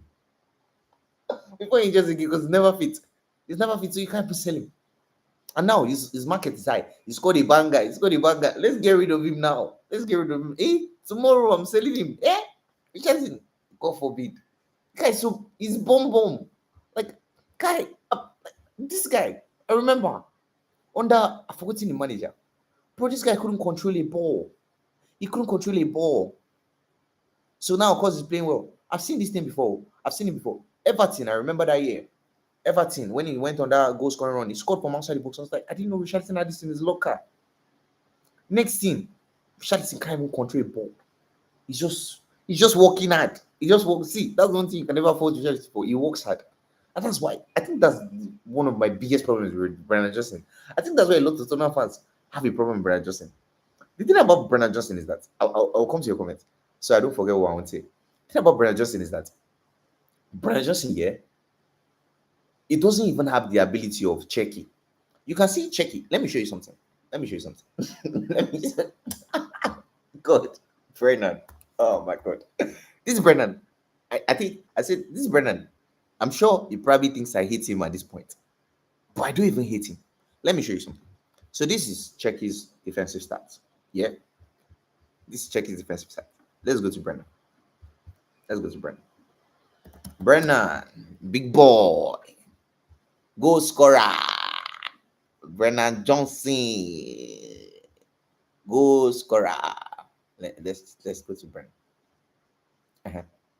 Jesus Christ. Look at how is this a professional footballer? How is this a professional footballer? God. His defense stats are not even bad. It's actually not bad. Are you serious? It's actually not bad. Maybe it's Europa League run. Maybe because everybody did put in the work there. Yes. Justin has defensive work as if he's good. Exactly. Like, if you see Brennan Johnson play, there's one thing he does. Like, there's a way he jogs safe. He used to jog like with class as if he's one baller. There's a way Brennan Johnson used to jog. You think, this guy's a baller. When you see him on the ball, God. I'm tired of laughing, Jesus Christ. When you see him on the ball, he can't do anything with it. He said we had Kane, then we downgraded all the way to the bottom to mid-table strikers. We need someone with more quality than. See, let me tell you. See this lineup. This lineup here that everybody's looking at. This position, we need. Because I feel like we have a lot of players that are too similar. They are too similar, and that's why we tried to get a Gibbs White, and that's why I was bringing up Benacer. Too similar. This position we still need because we actually haven't signed Yao Polinia, so we still need a number 6. So let me move them here. 1, 2, 3. We still need. We just spoke about, and one last position here. See this guy. I'm telling you, When Thomas Frank is done with everything else, see this guy here is going to be replaced. And I'm saying it now. It won't take time before that guy, this Vicario, is a problem. I'm not joking, no. He's genuinely a problem. I I thought this guy was a good defender, a good goalkeeper. But this guy, sometimes I wonder if he's playing against us. I watched the Burnley highlights. There was one shot. There was one shot. I think he deflected. It was something that Vicario could grab. Yeah. Yes. Yes, he's good at shot stopping. That's all. That's all. It was something that Vicario could grab. I don't even know what he did. He hit it out for corner. The guy was not doing this. The guy was not doing this. I was like, who do you think you are? What's this? What's this? Your dad was shouting at, oh my God. What? I used to, the guy was doing this. I was like, who do you think you are? A lot of our players, I think a lot of our players, they think they have aura. They don't have any aura. You're not good. You finished 17th. You're not good. You're not good. Like, the guy was doing this. Anything. If you look at, okay, watch Vicario whenever we concede chances or we concede a goal. Vicario, first person to start shouting at everybody else. It's never his fault, though. In this life, it's never Vicario's fault. Or when Vicario should concede, when is his fault? He will not do like this. Like, that's not me. That guy, he needs to. It's just that nobody has his time yet because we have bigger fish to fry. But this number 9, number 8, number 6, number currently we still haven't signed Savio Yosef. So number the holes in this team. It's plenty. Let me even show you more. Let me show you more. Let me show you more. So we have Vicario, we have number 8, we have number 9, we have number 6, we have left wing. We still have left back because Jet Spence is filling in. Jet Spence is originally a right back. We still have a left center back. So you're telling me that we still have number 10 because now our number 10s are injured. So you're telling me of the whole 11, we have 3 in our lineup that are fixed. We also need bench as well. Our bench is nowhere near ready. Exactly. That's what I'm saying. So we still need a left back. We still need a 10. We still need a left winger. We still need a left center back. We still need a new goalkeeper. We still need a number 8. We still need a number 9. We still need a number 6. And looking at something like this here, it makes you wonder what Tottenham Hotspur have been doing all window. Like all window long. It makes you wonder because like all these years, what have we been doing? What exactly have we been signing? Because if you're telling me that with all the signings that we've been making all these years, we still need this amount of positions. What are we doing? Like, do you get what I'm saying? What are we doing? It's an absolute joke. It's an absolute joke. But I don't want to think of A to Z when we've not even finished doing A to B. So Vicario, you can rest there. Richarlison, we have to work with you for now. Sasature, you still have to play in the 8th for now. Van de Ven, if you injure, we are FUCKED. Savinho, wishful thinking, but I want to be positive. Udogi, barely ever fit. So we might as well just replace him with Jet Spence.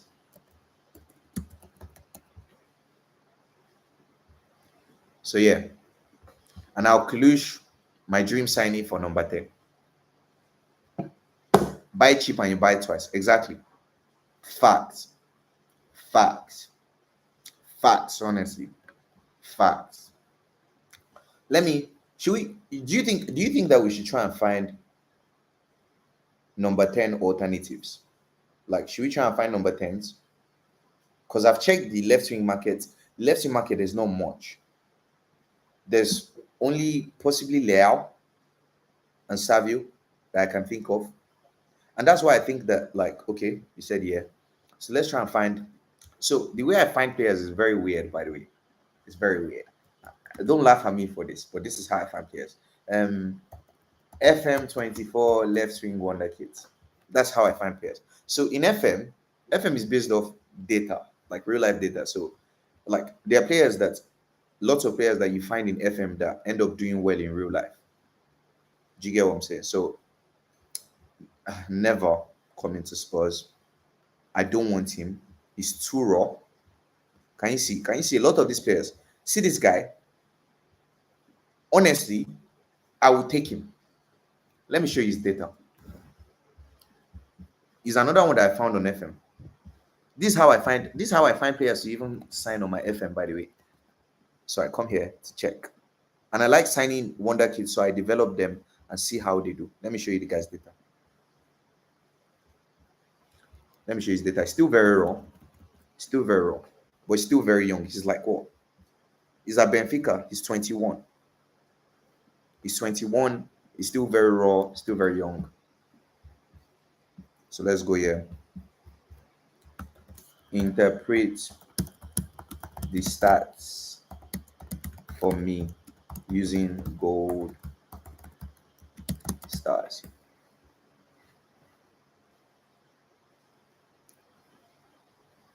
I hate when ChatGPT does this. I say gold stars and it gives me gray stars. The thing about the gray stars is it's so hard to look at. What do you mean? I'm not lying. What do you mean by I'm not lying? I'm not lying about what? What are you talking about? What am I not lying about? Let me see. Okay, so look at his stats. Okay, yeah. It's still very raw, like I said. So goal threats, 4 stars to 5 stars. Creativity and passing is elite, 5 star. Dribbling is average. Defense 1 star. Possession slash build up 3 stars. Discipline 5 star. It's still very raw, like I said. But this is a player that you can see has potential. No, and it's not somebody that will cost you an arm and a leg. Let me show you another one. This is another one. Potential to 21 as well. Van Bommel. I found him on FM as well. Look at his data. It's still very raw. A lot of these guys are still very raw because they're still very young, and a lot of people don't know about them. Let me show you. So let's go here, share this tab. Let me show you his data. Interpret these stats using gold stars. I mean, the fact that FM is actually good with scout talent. Exactly. It is. I think it is. I think it is. I think it is. So wait. I'll wait for, like, that's the thing. Like, if you even check, even that Nipan guy, a lot of players, Adagule, Hendrik, Esteval, a lot of these guys is on FM. I found him. Due. I found Due on FM. Udogi, I found him on FM before Spurs signed him. Like, if I was Tottenham scout, I would just be waiting for FM every year to go and sign players. Like, to find players and then go and look at them. Sorry. This is why I don't get why we did buy Achigre for such a high price for the championship when the likes of Mikati were around. It's not even about buying the likes of Achigre. I think it's the price. I have no problem with the Achigre sign. It's the price. Like, you can go out there and sign Van Bommel. Let me show you his market value.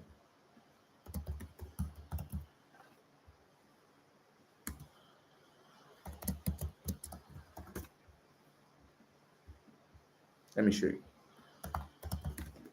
Let me show you his market value. 8 million euros. Can you see what I'm saying? If you're signing Van Bommel, who I just showed you the data. Look, you can see greens. Green means good. He has potential. He's raw. I can understand. And it's not going to be expensive. But spending 40 million and telling me that you're not strengthening the 11 is crazy to me. But yeah, like I said, he's still very raw. So he's scoring 2 stars, playmaking 4 stars, dribbling 4 stars. He's an inside forward, by the way. So he still has a lot of work to do. Defensive contribution, top, 5 star. Possession and impact. So on the ball, he's very good. And his discipline is also very good. Another huge potential for cheap money.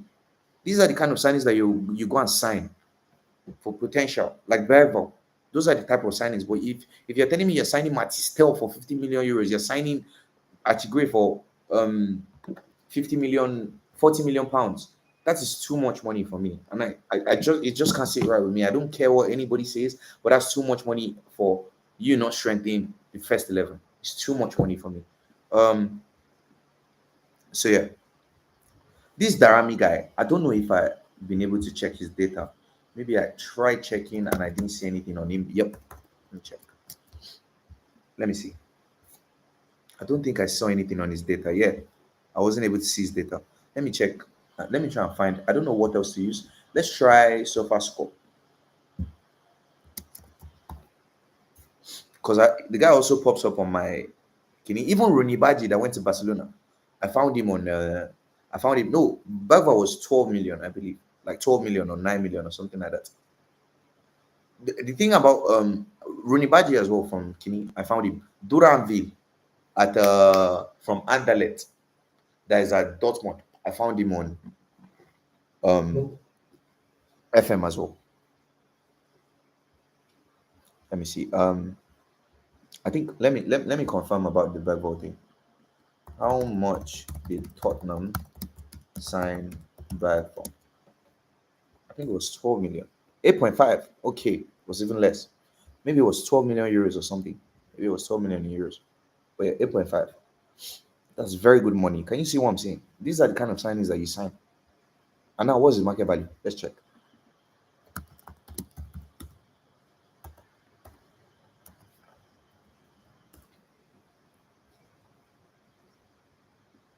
38 million euros. Not bad. And let's check Archie Grace. Signed for 40 million pounds. Jesus Christ. What's the market value? 38 million euros. 38 million euros as well. Same as Bergman. The huge loss that we've made on this player already. Let's check. Spectel. 35 million euros. Can you imagine? And we signed him for 50. 10 million euro loan fee. Huge loss we've made already. God help us. So yeah, let's check Darami here. League 1 24-25. So details. So they signed him from Rhymes for 12 million. Market value is 4.1 million euros. Let's check his data.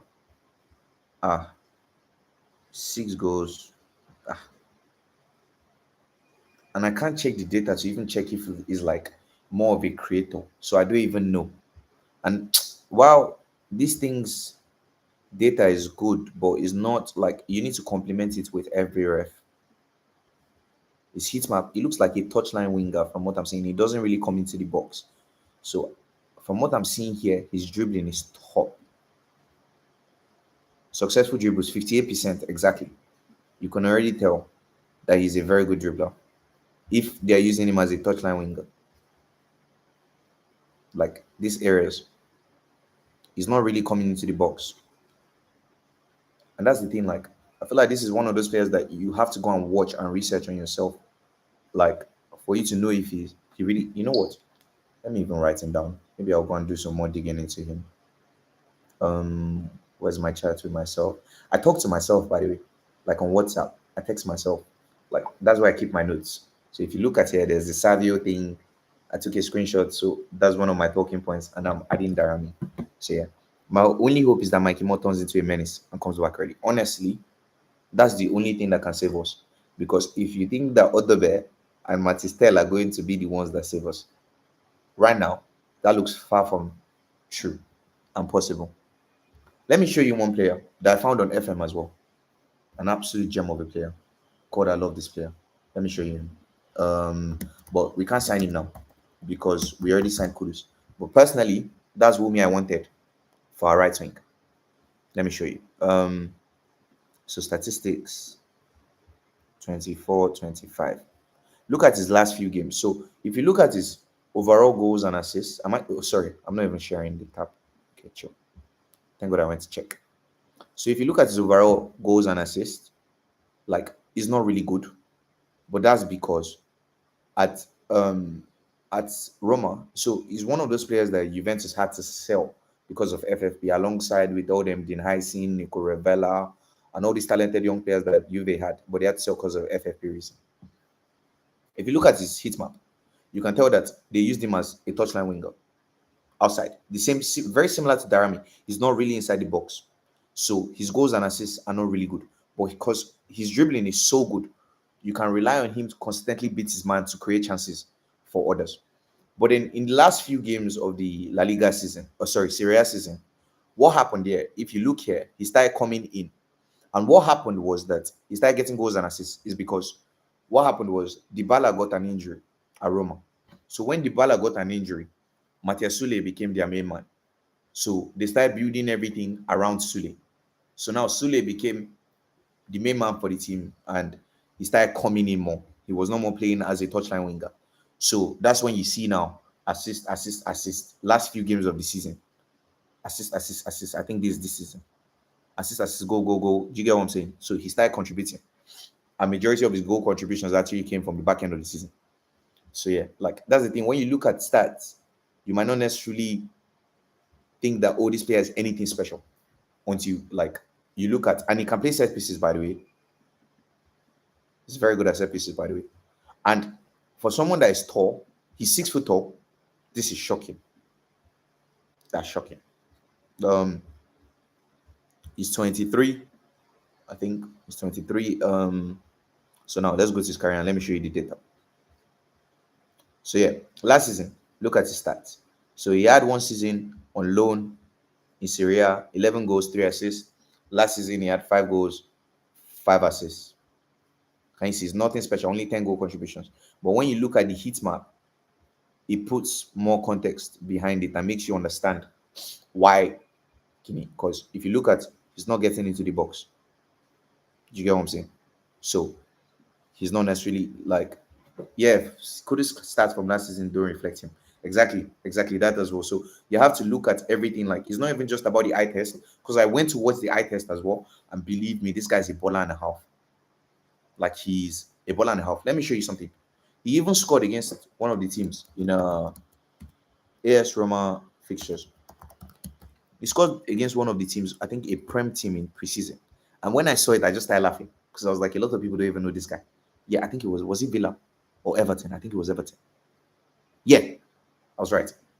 Yeah, he scored against Everton, and I saw it. I can't even remember how this came up on my feed, but I saw it and I just started smiling. I was like, and a lot of people don't even know this guy. Like a lot of people don't even know him. What a player! What a player! He's one of those. He's one of those that in a few years everybody will be talking, oh, Matthias Sule, Matthias Sule. But this is a player that I've known for how long? I'm talking about scouts. Can't find this. An absolute joke, honestly. An absolute joke. But anyways, let's go to his data. Let's go to his data. But this is Darami guy. I think from the data that I'm seeing here, I think he's a winger. Maybe he's one of these early dribblers. Oh, let me check. Let me try this. Darami Footmob or something. I think it's Footmob. Let's see if I can see his data here.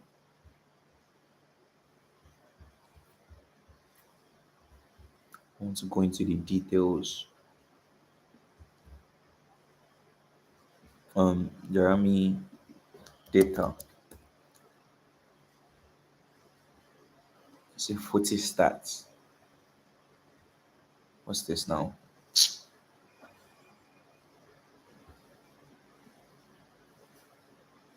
I can't see the screen, bro. Can you still see my? Can you see my screen now? Okay, can you see my screen now? Can you see my screen now? Okay. All right. All right. Yeah. So I'm trying to look for where I can find the data. I think this is it. Okay. So yeah, I'll just copy it because majority of this stuff, by looking at it, I don't understand what I'm looking at. I won't even lie to you. No, 23, 24 is what we're talking about. So season average is 7.13. Not bad. And so far this season, okay, he had a bad first game.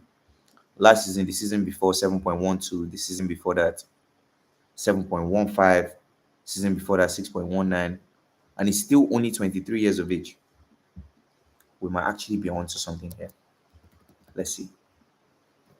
Maybe we found another player here today. Interpret the stats for me. No, this one is it 23, 24? No, 24, 25. That was last season, yeah. 24, 25. That was last season, wasn't it? This is 25, 26. Okay, we'll go by this one first. Use gold stars.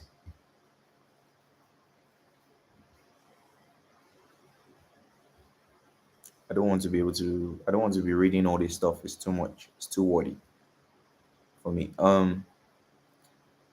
So yes, yeah, exact. I knew it. You see, there are certain players that you can just tell. You can just tell from the data. That's why they use him as a touchline winger. You can tell. So, goal scoring is very poor because, and he slightly underperforms his XG as well. So he's not the best finisher. Even aside from the fact that they use him as a touchline winger, he's not the best finisher. So yeah, 4 goals in 25 games in 2023-24 season, not good enough. Assist and chance creation, 5 star, elite. Dribbling and 1v1, elite. Passing and pass accuracy, slightly below average. Shot conversion, 3 stars. Defensive contribution, 1 star. Wow. Discipline, 4 star. So he's a luxury player. He's like a Leao, where you give him the ball and they do the magic. But just that the way they are using him is not really favorable for him. If he's meant to get a huge move, that's the difference between Leao and all these guys. Leao is used in a way that he gets goals and assists, so he can be a luxury player, but you can also see his contribution. But this one, someone like this now, you won't necessarily see the contribution. Work rate slash involvement. I thought he said he doesn't put in the highest defensive. So maybe I'm guessing this is involvement. And high, okay, attacking contribution. That's what I mean by work rate. Penalty taking 100%. Let's check this season. What of this season? Because this season wasn't that good. So this season was his last season. Last season, the data says 6.59 average. This is 23-24 that we just did. 22-23 was a good season for him. 21-22 was a good season, but last season wasn't the best. But let's check his data last season. So yeah. Playing time. Oh, so he barely played. Wow. That makes sense. What of his dribbling and co? What of dribbling?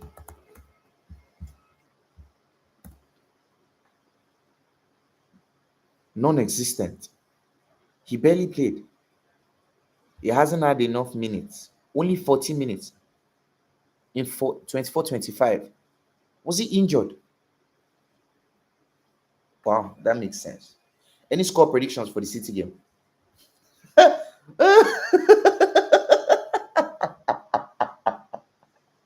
know you're probably wondering why I'm laughing. Should I tell you why I'm laughing? So let me tell you. Let me tell you. I'll explain why I'm laughing. So before, yeah, this is what I was thinking. Let me show you. Let me show you what I was thinking. Share this tab instead.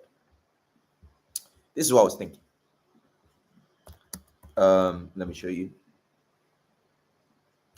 Robin, okay. I wish. I'll take Robin now over Brennan Johnson. But what can we do? I think this is going to be the other way around. Dako is going to be on the left. So before, right now, what we have is this. Yeah. And while this midfield, because we don't have technical ability, we're going to beat them for physicality. I felt like it could work, but I felt like the attack wasn't good enough to cause them enough trouble, because we saw against Bayern that when they realized that Kudus was the main man, they locked him up. So what I was going to do, or what, wow, I was getting a bit optimistic, was because now we had this, so we could do this, playing in the 10 beside Richarlison. Do you get what I'm saying? And now we actually do have a realistic chance of winning this game with this. But when you go back to what we had, and our only real outlet is him. Except, I don't think this game is that. I reckon we're going to play 3 at the back again. That's the thing I wanted. You read my mind, Ke. I don't know if this game is that much of a huge test. Like, like, you know how we're definitely going to get outclassed in the midfield against PSG. I don't think that this game is that tough based on the City side and me I watched against Wolves. So I'm just saying off the back of what I watched against Wolves. I don't think City is that tough that we would play three at the back. But let's see how three at the back looks. Let's see. Let's see. So it's going to be this. It's going to be you get out of here. Please and thank you for your service. Kevin Danzo, Mr. Reliable. Thank you. Danzo, Danzo, Danzo. Tottenham Hotspur fans are falling in love with that guy so quickly. What a good defender. Comes in, does a job. Love him. Love him. So this is what you think we'll go with.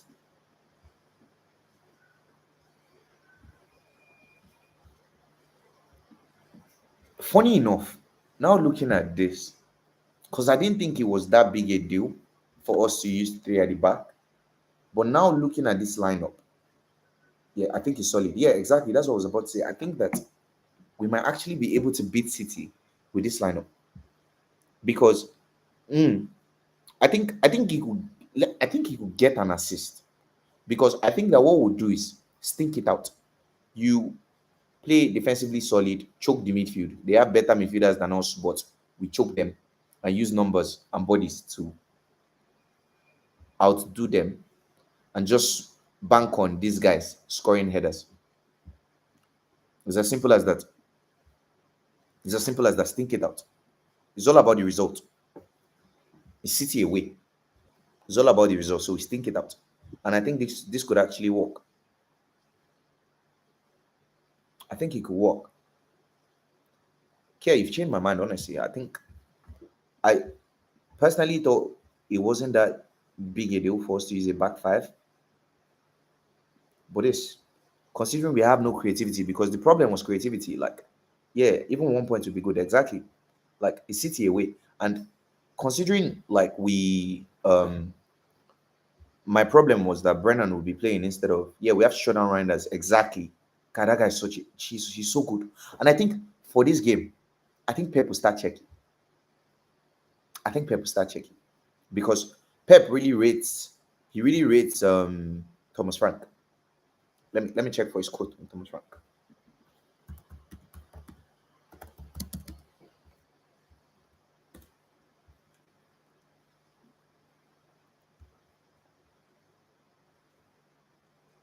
Let me check for it. Um, it's just a question of time. I'm good in a few things, one of which is reading when a manager is good. It is going to happen.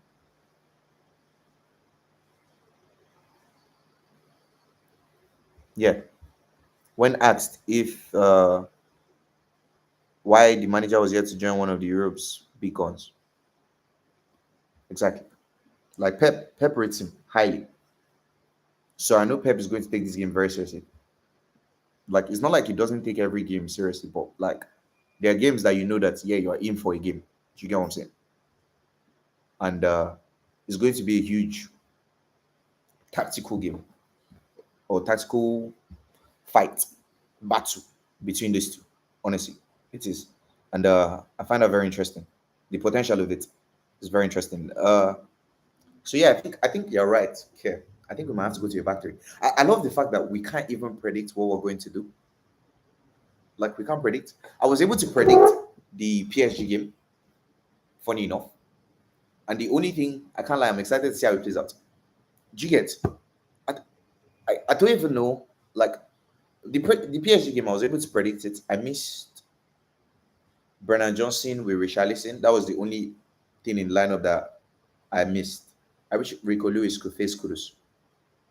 It's not going to be Rico Lewis. It's going to be Aknuri. And Aknuri too cannot defend. Except if Pep wants to be crazy. Let's even do a Man City potential lineup. Okay, so let's go here. Share this tab instead. Lineup builder.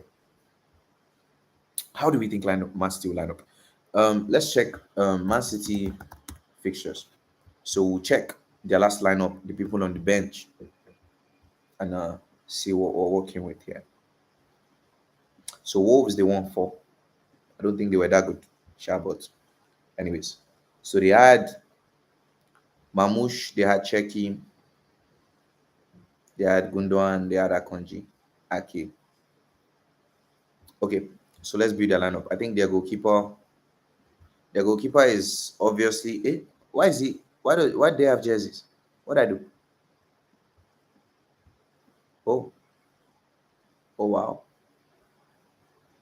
Interesting. Do you guys prefer the jerseys? Which one do you prefer? One, this is two, and this is three. Which one do you guys prefer?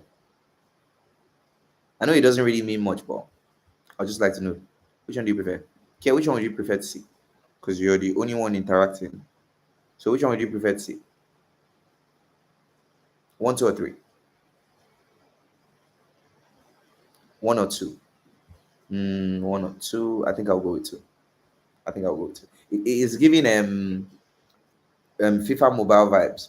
I don't know. I don't know if you know FIFA mobile, but yeah. So name we have what's this guy's name? Trafford. Wait, this is like custom. No, is that how it works? What did I do? Professional. Oh, okay. Aha. Can you imagine? Oh, so I went to somewhere else. Oh, so you're making okay, that one is for your own custom team. Okay, that makes sense. So their right center back is going to be Ruben Diaz. I think this is what they do. I think for Kudus, they want to shut him out. I think they go with Stones and they do. But do you think that? But then I'm thinking again. Do you think that? Let me know your thoughts. Let me know your thoughts. Care. Do you think that they go with like Evadio to stop Kudus, or they go ultra attacking because they know majority of the match they would have the ball, so they go with an itinerary? What do you think?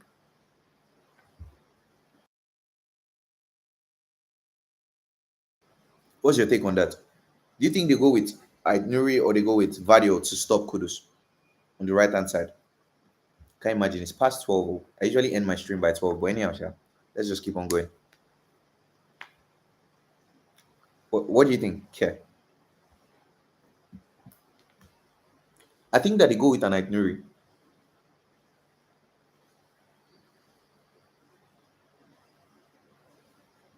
Okay, because it's hard to say. Okay, let's just go with itinerary. Let's just go with itinerary. Pep is unpredictable. Fair enough. Fair enough. So let's go with itinerary. Um, sorry.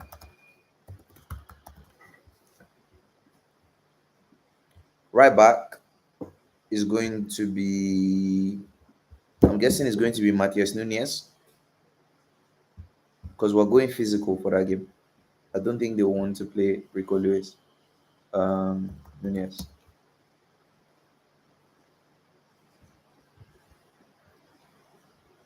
Then a midfield three. Their last midfield three was Nico, Bernardo, Reiners. I think they go with the same. They don't have too many options in midfield. Bernardo, Tijani, and Nico Gonzalez.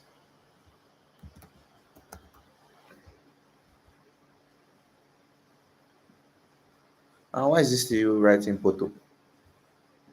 So DM, Tijani on the left, Bernardo on the right. Right? Let me see. No, Bernardo on the left. Okay, Bernardo on the left, Tijani on the right. Okay. Left. No, this left is correct. Yeah. Yeah. Manchester is the right back. Yeah. Then here, this is where things get interesting. Because you have Doku, you have Haaland, you have Bob. Personally, there's also Foden. Where's Foden? It's not here. Maybe he's injured. If he's not on the bench, I'm guessing he's injured. But I think they go with Cherky, they go with Haaland, and they go with Bob. What do you think? Yeah, or Kushanov. Kushanov. What do you mean? Wait, what were you talking about? I missed your comment because I was working on this. Mamush, I think. You think they go with Mamush on the left against Spurs? But they're going to be trying to break down a low block, you know. Mamush is like a running behind type of player. There's not going to be space for Mamush. You need people that can create space. What do you think?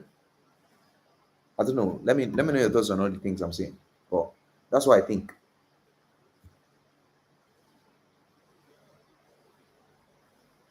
What's your take? Here we go. Is it to us now? Just saying it on my phone. Disgusting. I'm waiting for you, Care. So I know your thoughts. And Siso is joining Chelsea. Oh my god. He's so talented. Okay. Care is not okay. Call me deleted, but I actually think we could take them if it's a good day. I think we will. Tottenham have not stopped thinking about Sabino and Mount talked about it. Sitting in Britain, blocking deal. Spurs also make call for Tyler Diblin. Oh my god.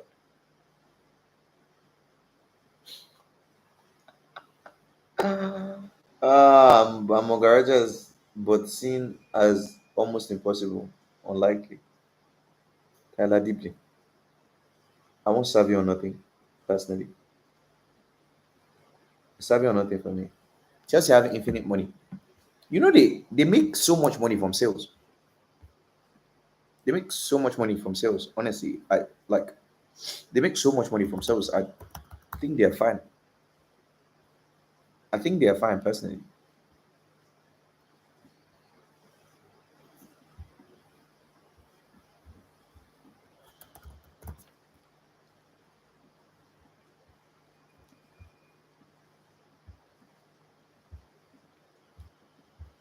Actually, I think it's going to be the other way around. I think Bob will be on the right.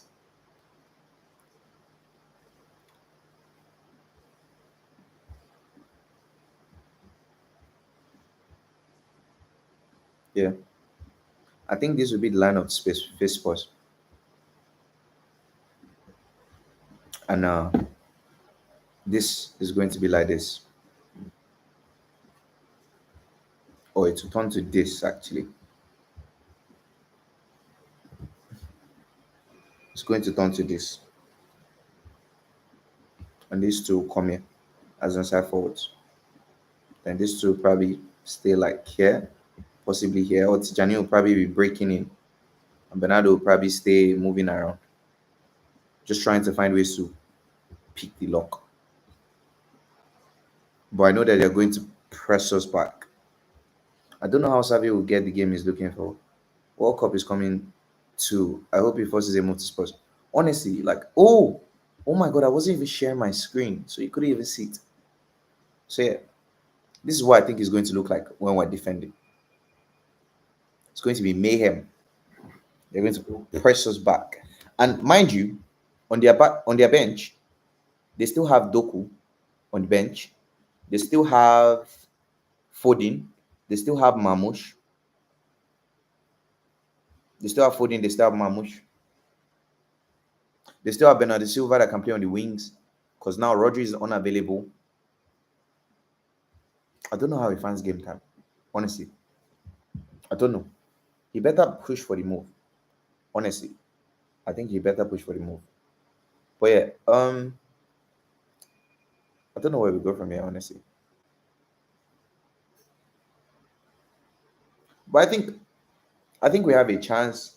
You know, I actually didn't answer your question. You know, you asked me score prediction, and I avoided the question. It was intentional. But okay, let me think. Let me think. So I watched Spurs and I watched City. Tottenham Hotspur. Wait, let me go by the data. Man City versus Wolves.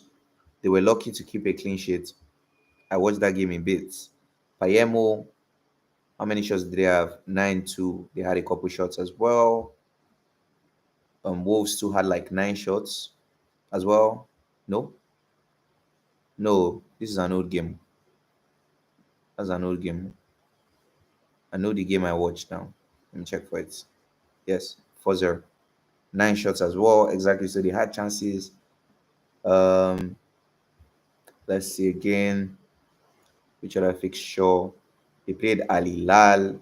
Ali Lal had 17 shots. They played.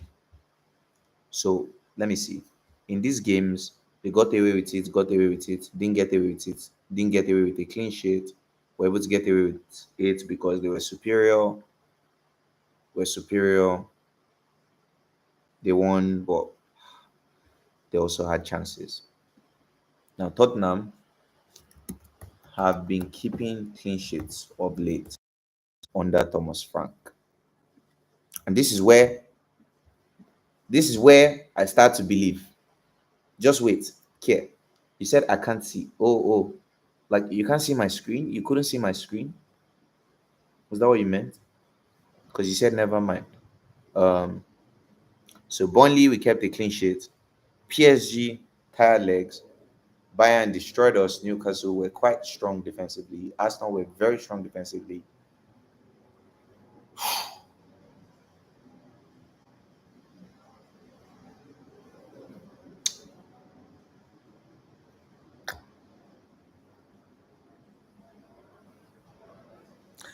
Care, what's your prediction?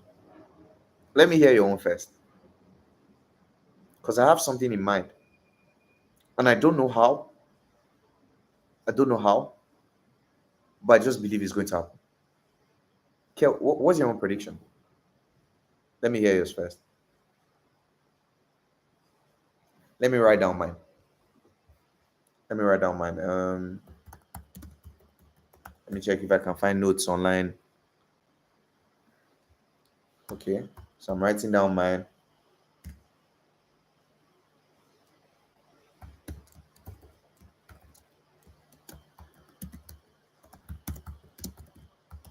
Ah! Oh my god! I'm sharing my screen. You know to see it. You know to see it. Ah, what's the point? I was going to wait for yours. I forgot I was sharing my screen. Oh my god. Anyways, it doesn't matter. Doesn't matter now.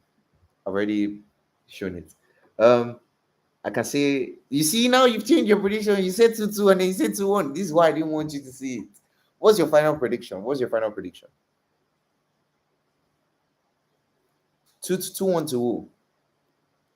2-1 to who? That's why I wanted to write mine so it won't look like I'm changing mine based on yours. And I didn't want you to also change yours based on mine. Predictions are very tricky. But yeah, who do you think will win? Because you said 2-1. That's your latest prediction. And which one is your final one? 2-2 or 2-1? Keeping a clean sheet against City will be hard. I checked Thomas Frank's record against City, and it's not very good.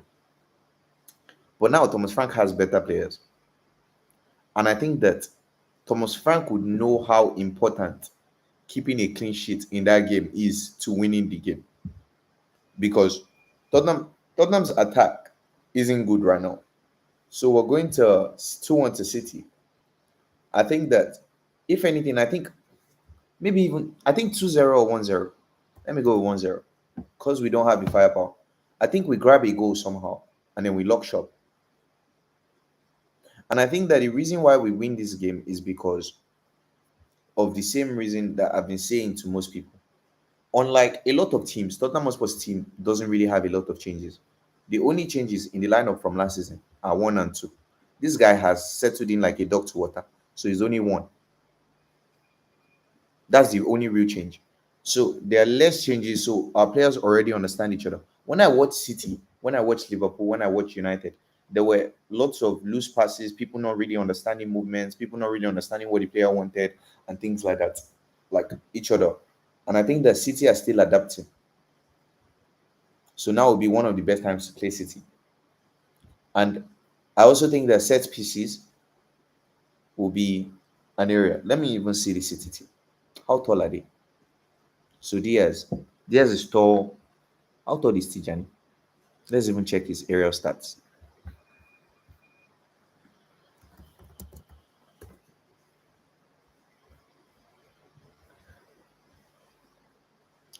What's going on?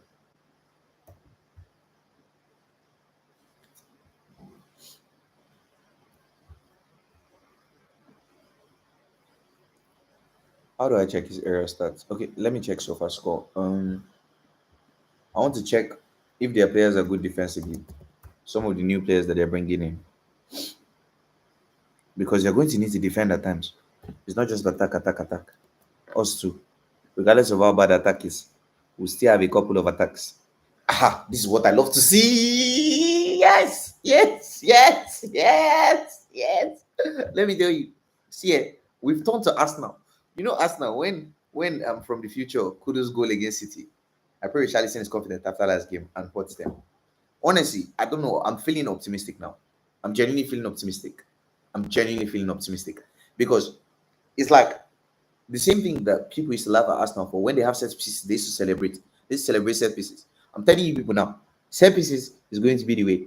It might not even be set pieces that we have a goal from, but a lot of these City players aren't necessarily like while they have technical ability, um, heading ability isn't necessarily their strong suit. But this guy is going to be the problem from corners. So our delivery has to be spot on. Because from what I saw against Wolves, very good in the air. Very, very good in the air. Oscar Bob isn't good in the air. Bernardo Silva is not good in the air. Not good in the air. So 1, 2, 3 are good in the air. 4 is good in the air. That's already. This one's aren't. So set piece is the way to go. Believe. Come on. Come on, Spurs. How is keeper against set pieces? He's very good. Let's check. Let's check. From what I saw against Wolves, very good. Let me check. What am I checking? I was typing Wolves. Sorry, Trafford. Was very good last season. It was part of that Burnley defense that only conceded 16 goals in the championship. So new chat, share this tab. Interpret.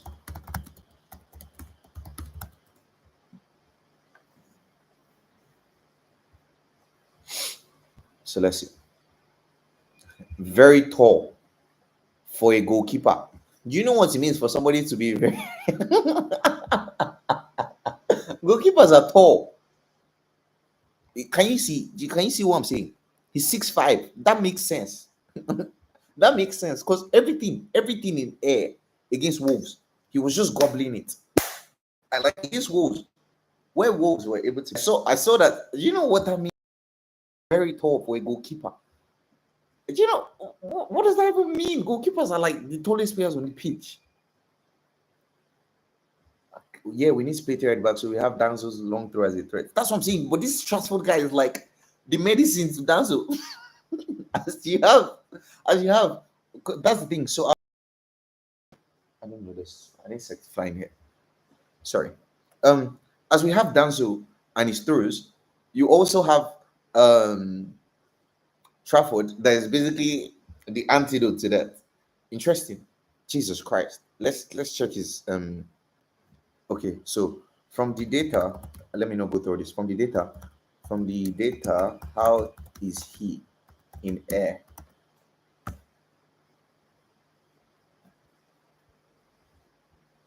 Crosses stopped just above average, not elite, but competent.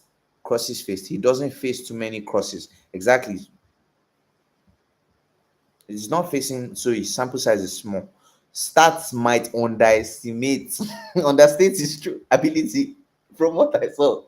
From what I saw against the, from what I saw against Wolves, I assure you that stats very tall for a goalkeeper. This is the scariest thing I've seen today. If the way we plan on approaching that game is by set pieces, I don't know how. I don't know how we do it. So let's see. Set in the air can handle most crosses, but not exceptional at claiming them aggressively. His height gives him a natural advantage. So even if his stats are average physically, he's well suited to command his area. Hmm.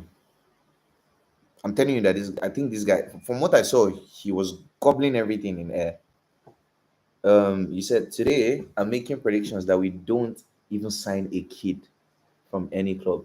We're going. You sound like Shanta right now. It's Shanta that always Shanta is back. Oh, that's Shanta. Oh my god, that's Shanta. I thought that was K. I thought that was K. I was about to say you sound like Shanta. Shanta is always the one saying things like this. I didn't even know it was Shanta. Let me see. Okay, so Shanta said, oh, Shanta, you see, I already know you. I know you. Let me see. Today I'm making a prediction that we didn't even sign a kid from any club. We're going to the season with what we have. I might sound so crazy now, but I was right about Eze and Savinio, wasn't I? LOL. Bro, if we go into this season with what we have, yo, yo, you guys in England, you need to go to that stadium with your Livy out, Inic out cardboards, ready for protests, guys. You need to be ready. Honestly, Richie won't be confident for the next game, as it's all over the news now that Levy was considering snapping him for the Eze deal. Throws a bad impression on the player. Oh my god. Jesus Christ. That's true. That's true. Shanta, stop being dramatic. You're not born in any jersey. You love that jersey. Tomorrow now next weekend now when we beat City, you'll be kissing your butt. Come on, Spurs, come on, Spurs, come on, Spurs. That's how we are. That's how we all are. We get sucked in again. We get sucked in again. Look at me. Look at me. You should have seen me after the Burnley win. I was so excited. I was so gassed. Jesus Christ. Let me see. What do you say? But that's true. That's true. Because Kerr mentioned earlier that Rishi will be confident going into the game. I was like, that's true. But I've even forgotten about the trying to swap him for Eze thing. That's true. Oh my god. And now we even miss out on Eze as well. I don't know how we're going to damage them then. Exactly. Do you get how? Like, because the one thing that we have is set pieces, except if our deliveries are spot on. And if you think back to, let me think. So there are different kinds of crosses. There are crosses. So I think I know what we're going to do. So let me show you. Let me show you. Let me show you. So let's say we have a cross from here, this area of the pitch. You know, there are crosses like with a right footer where you cross like this to the back post. Yeah. If we cross like this to the back post, it could potentially go in front of the goalkeeper. Yeah. But because Trafford is good, it's going to be the likes of a Kudus crossing this ball. So it's going to be like this to the back post. And then if it's on the other side, where is it? Sorry. If it's on the other side, we have the likes of a Pedro Porro crossing like this. That's the only thing I can think of. That's the only thing I can think of. Because aside from that, I don't know. We are doomed. We are doomed. We are doomed. We are cooked. Richarlison against I said Real Madrid, Manchester City. It might be the coolest show. Honestly, I hope it is. I hope it is because right now, see, this guy is carrying us like this. Where's my fan? This is my small fan. He's carrying us like this on his back. Like this. He's carrying Tottenham Hotspur on his head. Like this. It's only him. And so far, they've not given him any support. No support. Nothing. But yeah, Ghanaian Messi can only save us. Ghanaian Messi is crazy. He's not Ghanaian Messi. How dare you insult Kudus by calling him Messi, a version of Messi? Kudus is star boy, please. That's our star boy, please. That's what he said he called him. So that's what we're calling him now, star boy. As simple as that, please. I'm thinking about calling. Do you even have Livy's number? Oh my god. I'm thinking about calling Livy and telling him I'm signing as the new number 10. I'd rather play that possession myself than have Sir and beg for play there. Jesus, guy. Okay, that's another thing. See, let me tell you. let me tell you, of all the like good things I like about Thomas Frank, that man needs to be arrested for playing Matasa as the number 10.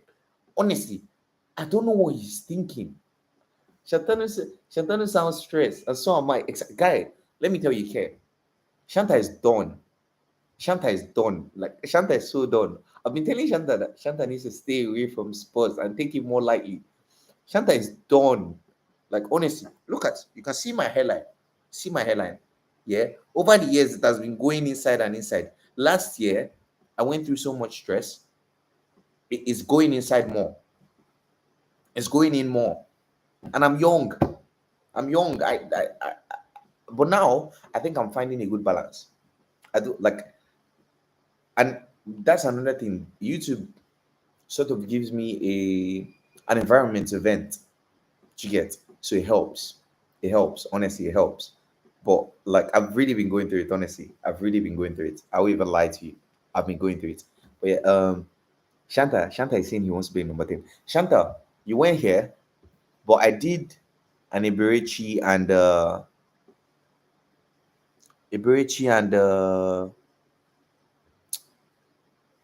me check. And yeah, and let me show you Shanta. Shanta, are you still here?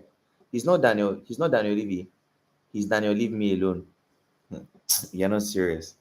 You're not serious. Let me show you this guy's stats. Savino.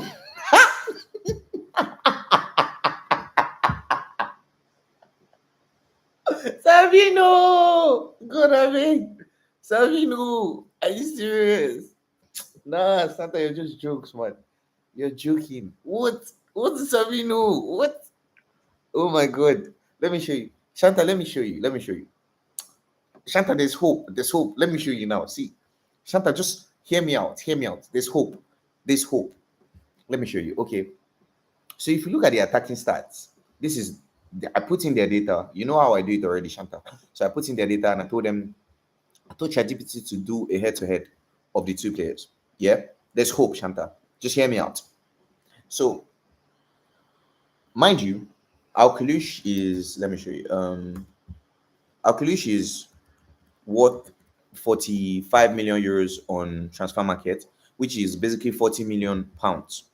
Eze, we're going to sign for 60. That's a lot of money. So if we don't sign Eze, which is going to be a blessing in disguise, in my opinion, we can sign our Cluj for maybe 45, 40. He's 23, he's younger. And I will show you the stats here. He's not bad. And Care told me to do something to compare him to Cherky. And I'm telling you, bro, this guy held his own against Cherky. But we'll get into that. But his stats are not bad. And considering we're spending less money on the number 10, if we sign our Kalish, then we could now go there and sign Savio because now we have more money. Because before, City were asking for like what 67, close to 70 million. And let's say we're meant to spend 60 million on max. Now we're spending 20, maybe 15 million less. So now we have left winger. But even aside from that, that's not the only thing that's exciting. Kulusevski is such a patchy player, in my opinion. I feel like he has some good games, and sometimes he's just frustrating. But when he's good, he's really good. But when he's bad, he's really frustrating. That's my problem with Kulu. Kulu is one of those players that, if he had consistency, I would rate him here. But I can't because I don't feel like he does it like over the stretch of his season. Except from that period when he just came to Spurs and he was playing with Son and Kane. He was really good then. But aside from that, Kulu has not really been good. But yeah, I would have loved to be able to share you guys' comments on the screen, but I'm not using StreamYard. I'm using YouTube Live, and YouTube Live doesn't actually allow people share people's comments on the screen, which is very annoying. He will cook in Frank's system. I hope so. I hope so. Everybody has been saying that. Alkalush more like Levy gets douche by all clubs. Let me show you the stats. Let me show you the stats. Shanta, there's hope. Shanta, there's hope. Let me show you. So Eze, attacking output, goals and assists, Eze has more. So Eze is 4 stars. Alkalush is 4.5 stars. Chance creation, early progressive passes. But this is not the only exciting thing. Oh my god, what did I just do? Okay. So this is not the only exciting thing about Alkalush. While Alkalush is more of a creative player, like passing wise, than Eze, based on the stats here, is elite at progressive passes. Eze is meant to be this ball carrying demon, this dribbling demon, who this guy that gets on the ball and destroys 6'5" people. Even that, Alkulish is better than him at. Can you see what I'm saying? Not only that, defensive work as well. He's better than him at. Now, based on established players, obviously he's proven at a higher level for longer and whatever. But like even ChatGPT said it, Eze is the better player right now, but potentially Alkulish may surpass him. Do you get what I'm saying? So I feel like this is a very solid alternative, in my opinion. In my own opinion. But yeah, if you guys have come this far, please leave a like, please subscribe, please turn on post notifications. Please and thank you. I usually do 2 hours, but today it looks like we're going towards 3. We're like 2 hours, 30 minutes in. Crazy. But thank you guys. It's because you guys are interacting in the comments, and I'm really grateful to Shanta. I'm really grateful to Care. I'm really grateful to the both of you, really, because you guys are talking, I'm able to go longer and actually like go on what you guys say. But Shanta, let me even show you what's more exciting. But wait, before I go to that, let me go to the comments. So it said, what a clown. My God, I'm guessing Shanta is talking about Levy. I hope I woke up tomorrow with a lot of transfer news. Transfer news from where? If we sign our Kulush, I'll be excited. And Savio, those are the 2 players I want. Potentially, I should get. You know, I had to stop reading the text when I read exactly. Okay, that's exactly what I said. No, he's just joking. He's just taking the piss. When I read could be better than Rodri, I had to stop reading it because I was like, what's this guy saying? I'm not even going to read this out. And then I said, boy, he's not actually great. He's actually praying for my club. So I knew it was a joke. Yeah, it's a joke. It's a joke. I understood the joke. Like as soon as I saw it, I was like, Azal, when you said our Kolish is better than Easy, what do you mean? Wait, Shanta, what do you mean? Elaborate on this. I want to know what you're saying. Shanta is attacking me now. Shanta, let me show you something. This is our Klush side by side, data-wise, with Turkey. Going band for band. Going stat for stat. No, I think this is the wrong one. Yeah, this is the wrong one. Yeah. Okay, this is the wrong one. This is the right one here. So this is the right one here. Going band for band, stat for stat. Our Kulish is nowhere near Eze, man. He's not a whole. He's not homegrown. He's not a complete package. I'm telling you that the stats say otherwise. That's what I'm saying, Shanta. The stats say otherwise. The stats, we did their stats side by side, and the stats say otherwise. I feel like a lot of people think Eze is here, and I don't think so. But that's just my opinion. I like the fact that we think differently. But yeah, this is Alklush side by side with Ryan Cherky. Finishing and goal scoring 5-star, Alklush 4-star. Creativity and assist 5-star, Alklush 4 stars. Dribbling 4 stars, 4 stars. Passing and vision 5 stars, 4 stars. Positioning and off the ball work 4 stars, 4 stars. Defensive contribution 2 stars, 3 stars. Work rate and pressing 3 stars, 3 stars, 2 stars. Versatility 4 stars, 4 stars. Overall impact 4 star, 5 star. Like Alklush is holding his own against Turkey. To be frank, when you assess the full package of age, ceiling, and price, exactly, I'll take Alklush over Eze. Honestly, Eze doesn't defend as good, but Eze has so much more to offer, like free kicks, ball carrier. This thing is an absolute meat. Let me show you the stats again. He destroys him. In these things. Goal scoring, yes. Goal scoring, output, that's what he said. Attacking output, yes. Chance creation, elite in progressive passes is better than Eze. Look at Alkalish is more creative, especially through passing. Ball carrying, this thing that everybody thinks Eze is meant to be elite at. He's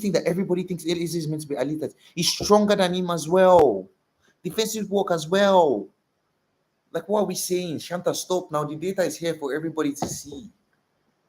The data is here. You can't argue with facts. This is over 365 days, bro. Let me see. Eze played for England. Okay. Alkalish is French. He can't play for England. And if anything, in recent years, I even think the France team is better than England.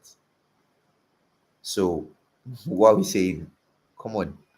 Um, Arsenal signed him, which means he's better than all these kids like Alkalush. I just think he's prem proven. And Arsenal need prem proven players. And ChatGPT even said it here. He potentially has a higher ceiling. His potential is higher. He's 23, mind you. Izzy is 4 years older than this guy. Alkalush is 23. Izzy is 27. And this is even a debate. The fact that this is a debate should tell you all you need to know. Jesus. Liverpool also wanted Alkalush. I don't know. Let me see. Um, Liverpool interested in Magnus. Wow. Wow. True. You're right. You're right, Ke. They were interested in him as early as May this year. May, January, February, March, April, May, June, July, August. So a couple months ago, they were interested in him. They probably went for Florian Wirtz instead. But yeah, um, let me. He's on the radar. Alkalush on the radar of who? Liverpool. Or what are you talking about, Ke? What are you talking about? On the radar of who? Well, Liverpool wanted him as a kid who can play behind Wirtz and Hakpo and Salah. Yeah, but for Spurs, it starts. It's the same thing as Turkey. Like people are talking about Turkey. They signed Turkey for like 35 million or something. Like it's not necessarily about the price or the age. It's about the ability of the player. And I just showed you his ability. I showed you side by side against Turkey. I showed you side by side against Eze. He's holding his own. And if Turkey is meant to be this amazing player, they played in the same league. What are we saying? You don't think he comes to like players down on the bench for Liverpool come to Spurs and start? Is this a joke? Stop now. Hakpo comes to our team and start. Majority of players on City's bench comes to our team and start. Majority of players on Chelsea's bench comes to our team and start. So wanting a player as a bench player doesn't really mean anything. You said they're not signing him for the main left wing or cam. Tottenham signing somebody for the main left wing or cam and Liverpool signing somebody for the main left wing or cam are two different things entirely. Players that are on Liverpool's bench will come to our starting 11 and start. Shanta, I'll reply. There's one thing you said. You said he has not been in PL. When I get there, I'll respond to that. True. Do we need players for right now? 100%. Well, we couldn't write off Alkalush becoming the main man. His name is very difficult to spell. You butchered it, by the way. You butchered it, by the way, but that's fine. That's fine. I get what you're trying to say. That's important. Test him. We don't have first team options, question mark. This kid, he's not a kid, he's 23. Stop calling him a kid. And his data doesn't tell you he's a kid. Check is like what, 22? You don't say Check is a kid. Do you call Check a kid? Check is 22, exactly. You don't call Check a kid. If you're good enough, you're old enough. And his data tells you he's good enough. Everybody, there's a reason why he has been on everybody's lips.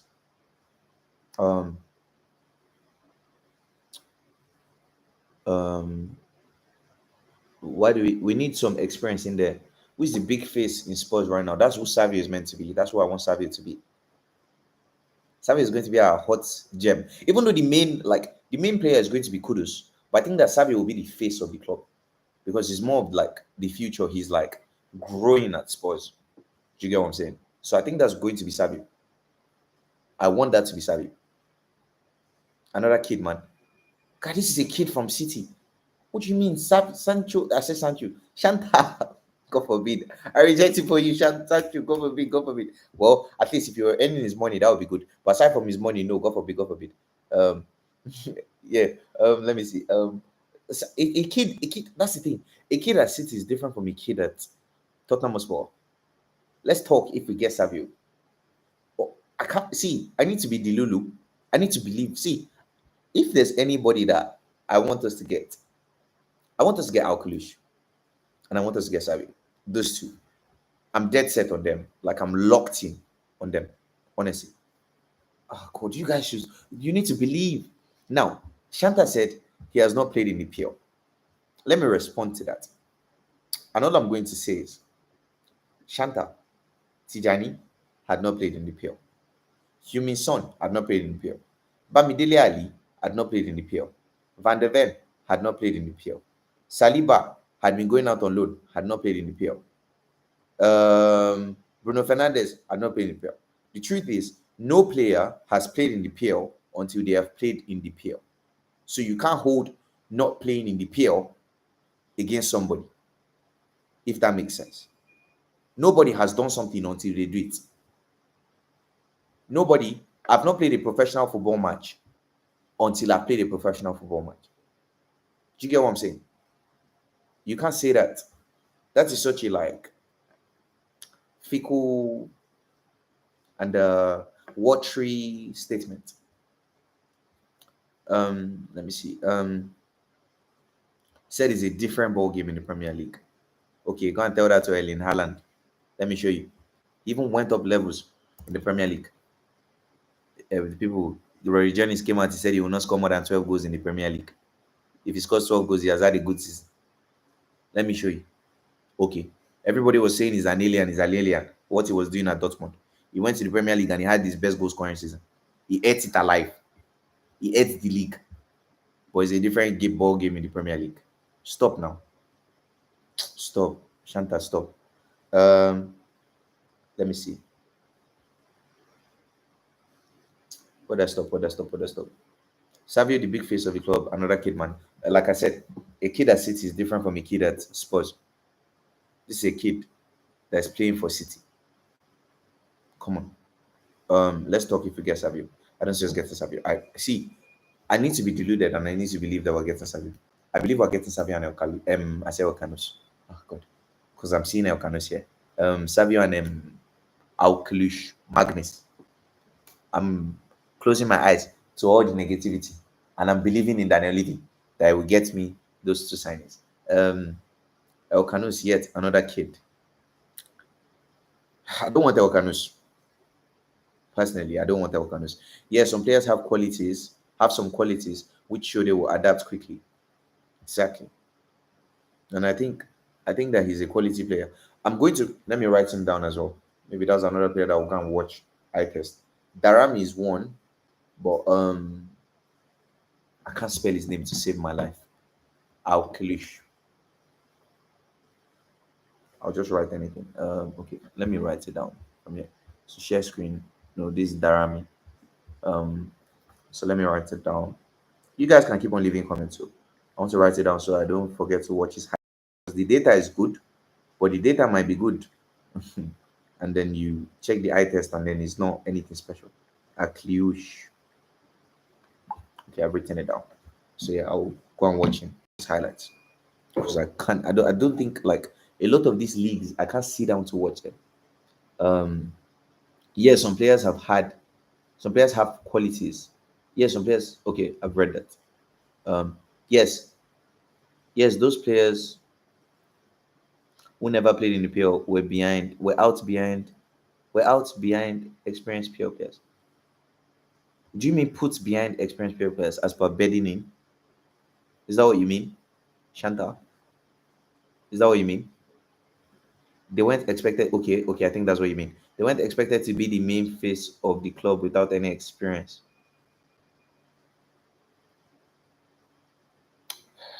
I get what you're saying, but like I said, Alkulish is not a young man anymore. He's 23, and he's not necessarily the main face of the club. The main face of the club is injured. We need somebody for now. The main face of the club is Madison. He's injured. Second in command is Kulusevski. He's injured.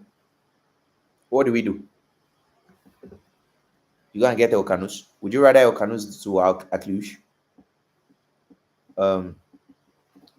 And he has played in a big pressure environment. His team last season finished. Let me see. Let me check for you. Third in the league. Let me show you. And currently they're even top of the table. One game played, but they finished third. So he knows what it means to perform for a sustained period of time. Don't know. That's what I think, Sha. God, Arsenal's defense is so good. City, I said City, PSG in League 1. conceded 35 goals last season. Arsenal in the Premier League conceded 34. Jesus Christ. Wow. Their problem, the reason why they didn't win the league last season was this. What a team, man. What a team. Jesus.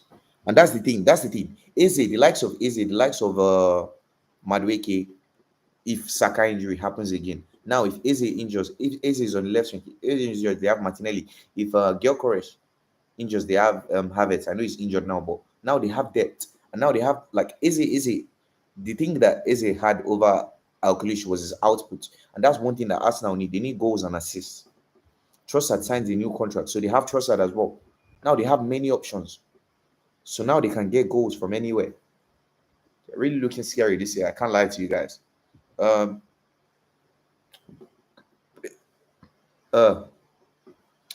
we're put behind. Okay, yeah, okay.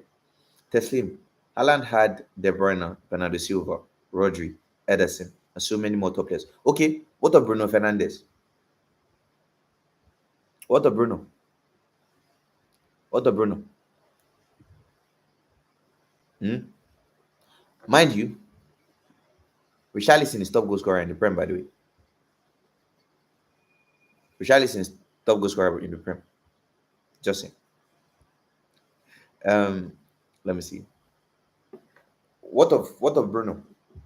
What of which other player hadn't played in Prem? Van Ven hadn't played in Prem. Pedro Porro hadn't played in Prem. Udogi hadn't played in Prem. Jet Spence. He technically hadn't played in Prem because he had barely played for Tottenham. He hadn't played in Prem as well. Kulusevski hadn't played in Prem, certainly like a duck to water. Bentancur hadn't played in Prem. Which other player can I think of? Let me look at the Prem table. No, let me look at last season.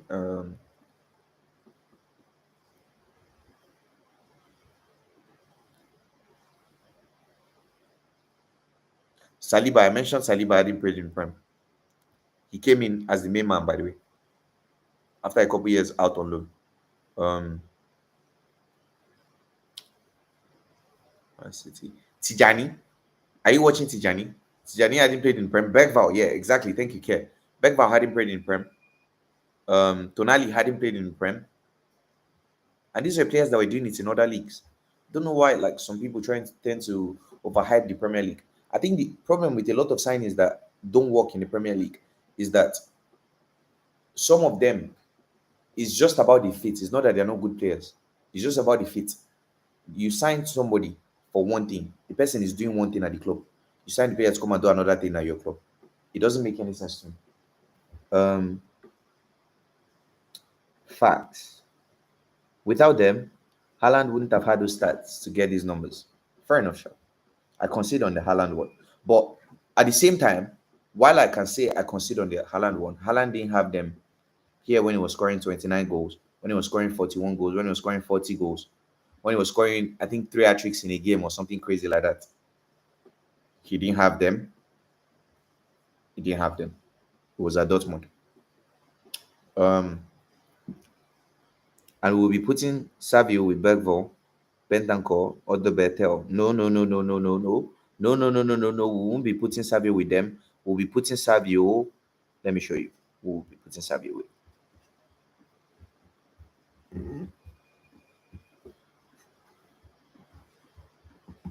Sorry.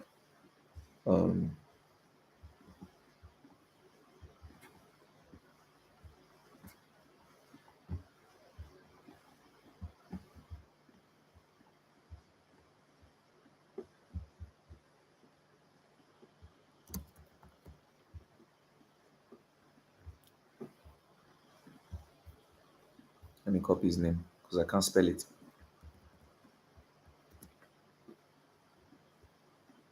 This is who I put in Savio with. If you even want to be, say, okay, there are too many kids. He has won a couple league titles. This is who we're keeping Savio with. This is who I keep survey with. It's not kids. I understand the backups are kids, but it's not kids. Um, let me see. Okay. Again, like, yeah, but I'm hoping that we buy him. I'm hoping we don't have Savio as well, but I'm just hoping that that's who we sign. Um, Gyökeres will flop. I don't think he will flop. If anything, I captained him for my FPL for this next game week. I think Arsenal play Leeds and Haaland plays us. So I captained him instead of Haaland. I captained Haaland last week. And I think that a lot of the criticism will get to Gyökeres and he will score. Fingers crossed for my FPL. Bergvall. Yeah. My point is our team looks like a oh my god. A backup team. That's so true. That's so true. Like they look a lot of them look like bench players. I won't lie to you. I get what you're saying. And all bench players except Van de Ven, Romero, Kudus, Puro. But you can't say all bench players except Van de Ven. You proceed to mention Van de Ven, Romero. Like if it's 1, 2 players, I can understand. But you say Van de Ven, Romero, Kudus, Puro, Bentancur. Paulinia as well isn't a bench player. Like before his year at Bayern, everybody and their dog would have taken him. Maybe City will not have taken him because of how they play. But yeah. I'll soon end the stream now. I'm going 3 hours. 3 hours is crazy. But yeah, thank you guys so much for your comments. Honestly, Kia and Shanta. I've really enjoyed this. And thank you so much. I'm very grateful to you guys. Honestly, very, very grateful. Turn on post notifications if it's not on, so you know when I come online, 10 p.m. every night. I said come online, go live, 10 p.m. every night. So yeah, I'm very grateful to you guys. I'm not going yet. I'm not going yet, Care. I'm not going yet. I'll wait till 1 p.m., 1 a.m. here in Nigeria. I don't know what time it is at your side, but it's going to be 1 a.m. here. Is 12:52. So yeah. We need more first team ready players. We don't look like a team ready for sale. Without a doubt, we've only brought in 2 players. We brought in Kudus, and we brought in Yao Paulinia on loan. Definitely not ready for Champions League. Definitely. And we saw that against PSG. Spence is solid. Agreed. Defensively solid. Attacking, I have some questions about him. Because I saw him trying to pass the ball against Burnley, and I realized that that's something that I've never really seen Spence do. I realized that whenever I see Spence, he's always ball carrying. He doesn't necessarily try to pass, and his passing was very iffy, very shaky. We don't have Alcliush. Jesus Christ. Shanta, how can you spell this guy's name? Jesus. How do you even know how to spell it? Did you copy it from somewhere? You got it. I had to check because I realized that you actually spelled it correctly. Alcliush. Crazy. Wow. You see, Shanta already knows his name. Loki likes the player. Loki. He's buying into it. He's believing. Believe. Alcliush, our savior. That's going to be Bevel. What do you mean that's going to be Bevel? Oh. Like in the number 10. Oh my god. Bevel doesn't look it right now. Like I feel like it takes some time to come back whenever he has an injury. And since we had Kudus now, everybody's not talking about Bergvall now. Kudus is the flavor of the month. Nobody else is talking about Bergvall again. We're going to sign a letter from Norwegian League for 6 million euros. Exactly. It's going to be our Kvicha Kravaskelia. Let's check. Guy, that Norwegian League, they have a lot of players. The player that really pained me that we didn't sign was Antonio Nusa. Because I'm telling you guys, that guy would have solved our left wing problem. Like all this rubbish Savinio talk we're having now, he won't be there. Such a talented player, but he's always injured. But he's so good. He's so good. Like I really wanted this guy. And I didn't care the amount we're going to pay for him, just pay it. He's that good. We have to pray Kudus stays fit all season. Honestly, I hope he does. That's the thing I've been thinking about too. Nusa is a baller. Is a baller and a half. Is a baller and a half. Let's check. Norwegian. I don't know. I've never done this before, but let me see. Norwegian, because Norway have had a lot of players coming out of Norway.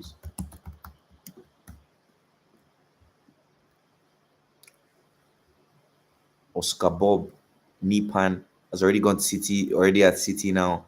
Schneiderlop, I told you about it. I don't know how to pronounce his name, but I just call him Schneiderlop. He's actually Schneiderlop. I just butchered that. I can't pronounce that thing. I can't.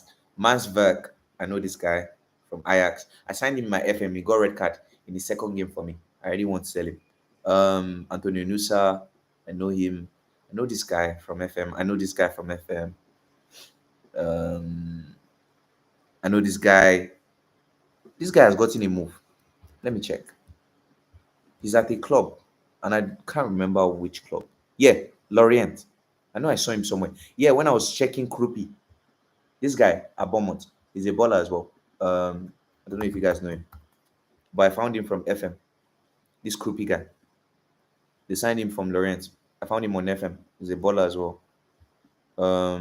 There's some kids that are coming up. There's one, Pafondi at Udinese. Yeah, real baller. Which other one again? Oh, there are a lot of them. One Asan Udrego guy. Let me check for you guys. Would yeah, this guy. Leipzig have already signed him. Can you imagine? From Schalke. Leipzig have already signed him. This is another one that I found on FM. Which other player? There are a lot of them. Plenty. There are plenty, I swear. But yeah, sure. There's plenty. But yeah, that's all I have for you guys today. That's all I have for you guys today. I can't find any Norwegian wonder kid here that's exciting. Um, let's check best wonder kids. Let me see in best left wing. Let's not use FM. Let's try and check if there's anybody that is coming up in 2025.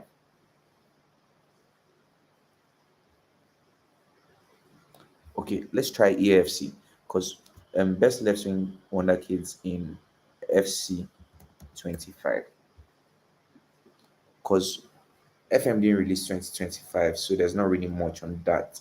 But let's try and check. Duranville, Savinho, Bradley Bacola, Jeremy Pino. Jeremy Pino is one who that's an option, but I don't know if he's physically fit for the Premier League. Molerio, Alberto Molerio. I know this guy, but I think he has gotten a move. It was at Las Palmas. Yes, he has gotten a move to Villarreal. Yep, it was at Las Palmas. I remember him from FM. Gittins has already gone to Chelsea. Desiree Doué has already gone to PSG. Jeremy Doku is at Manchester City.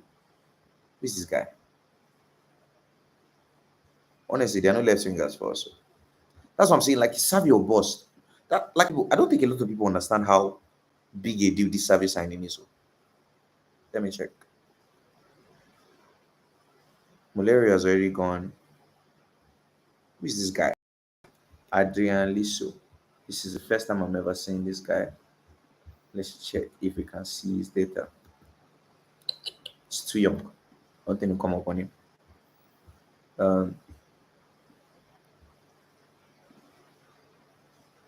Let's see. Let's try and find somebody on one of these lists.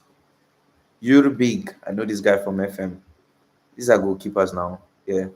I know a lot of these guys. Restes, very good in FM, potentially. Very good. You see Chevalier here. Where's Chevalier? Chevalier is meant to be on this list. Simon, I know this guy as well. Where's Chevalier? Chevalier is meant to be on this list. Are you serious? It's not here. Crazy. But I know some of these guys. Wonder Kid fullbacks. No, we don't need fullbacks. I've heard of this Hector Fort guy. Let me see. Fresneda, I've known this one for a long time. He signed from, is it Valley Lloyd? Valley Lloyd? Yeah. Yup. Valley Lloyd. Yeah. Ah, Jesus Christ. I don't even know why I remember all this. I found him on FM as well. Let me see. Once Savage starts scoring, he will be top. Do you get? He's already top. He just needs to start getting the output. Um, this Mosquera guy that Arsenal signed is very good, by the way. On FM2, he comes up. Um, this is another one that a lot of people. Let me even check his data because he comes up on my FM. Let me check his data in real life. Might be raw. Him and also Lukiba. Let me even check Lukiba as well because Lukiba is another one that comes on in my data. Comes up in my data. So his passing stats are good. He's good on the ball. His defensive stats are good, but dribblers tackled. It's not that good. A percentage of dribblers tackled. He looks good, yeah. He's still young. He's 20. He looks good, and he's playing in the German league. That's very good. Let's check Lukiba. Leipzig have players. Two of them are in Leipzig. Left-footed centre backs. Let me show you. Let's see Lukiba. This is another one that comes on in my FM. Comes up in my FM. Passing stats are decent. Defensive stats are decent. They're still very young, Sha. They're both very young. But yeah, we're not looking for a centre back right now. Ashley Phillips, we can never get a game for Tottenham Hotspur. Luka Vuskovic can never get a game for Tottenham Hotspur. I'm looking for left wingers. Gabi. Okay, let's check.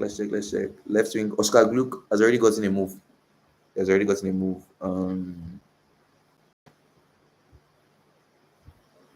I've been hearing about this Gruda guy, and I don't know where I saw him last, but there was somewhere I found this guy. I can't remember where, but I don't think it was FM.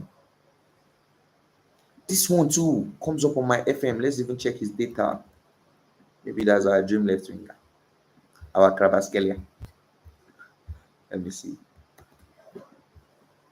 He's already past one. Don't worry. After this, what did he say? Who are Brighton's scouting directors? Man, we need to watch them closely. Did you hear about the Femino story of Femino getting scouted because of FM? Are you serious? Like Roberto Firmino? Are you being serious? That's the thing. Like if I scout, I would generally use FM. FM do these things based on data, like real data. So this guy looks like a passing beast. He looks like a creative beast, and he puts in the hard yards defensively. But his goal output is not there. He's still very raw. He's still very young. Yeah, because he has come up on my FM before. Still very young. Let me see. Yes, Roberto Firmino got scouted because of FM. Are you serious? It's crazy. Like if I was a Master Tuano, sorry, he's already at Real Madrid now. See Pafondi that I was talking about. See Hassan that I was talking about as well. It's also here. Rodrigo Mora, this is another one I've heard of. Chris Rigg. I saw he came on for Sunderland. He comes up on my FM. This one's they're still too young. Nipan is already at Man City. Ethan Mbappe. I don't know if this guy is actually good or it's because of his surname is Mbappe. But yeah. Wingers ahead. This is where I'm interested. Pino keeps on coming up. This guy, I would not even want him anywhere near my club. I think he has gotten a move already. Matthias Sule, another one that I spoke about. Fatawu. God. Mm, Velasco. I don't think this guy is young. Let me check. Alan Velasco. I don't think he's young. Is he? 23. Let's check his data. Comment. Let's check his data. Okay, you've not left in any new comment, have you? No, you've not. Okay. Let's make sure. Alan Velasco.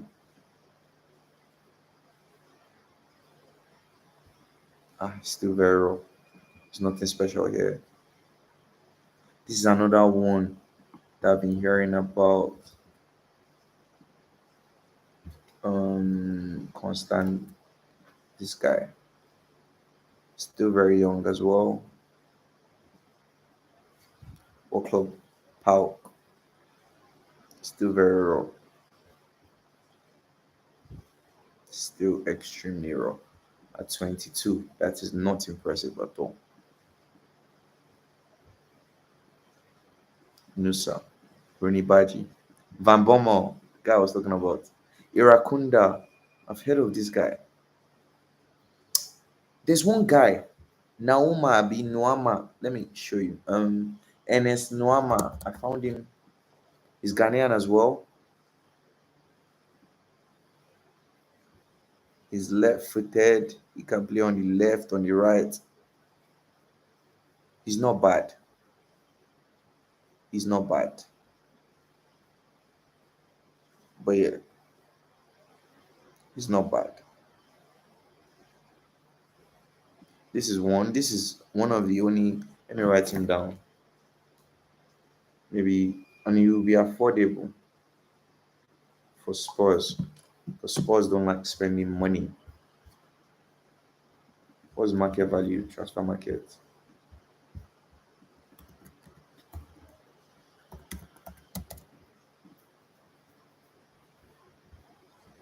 15 million euros. It's affordable. And physically, he's Ghanaian, he's African. He'll probably be able to handle the league physically. Um, so yeah, let me see. That's all I can think of. It's only Nwama that I can think of. Honestly. Who's this guy? I've never heard of him.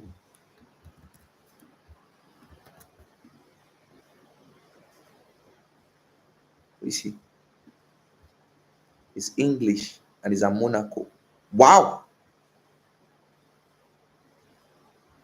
Shooting stats are quite good. On the ball, he's bad, but his goal scoring stats are not bad at all. Ooh, he's one to watch. Let me write him down. Want to go and research on. Let me write him down here in my chat GPT. So yeah, which other player do I know recognize here? I don't know this guy as well. Let's check the data. These are fan players. These are fan players. Monaco produce talented players. Yep, they do. These are fan players. Like I just go one day and I'm searching the internet for young talent and look at another one now. Look at another one. Oh god.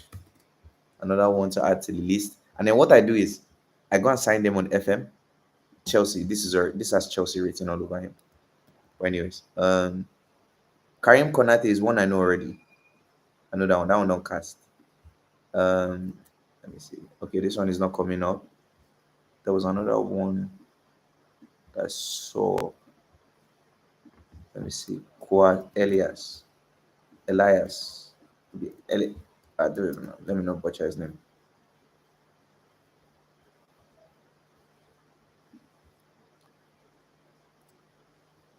What's going on?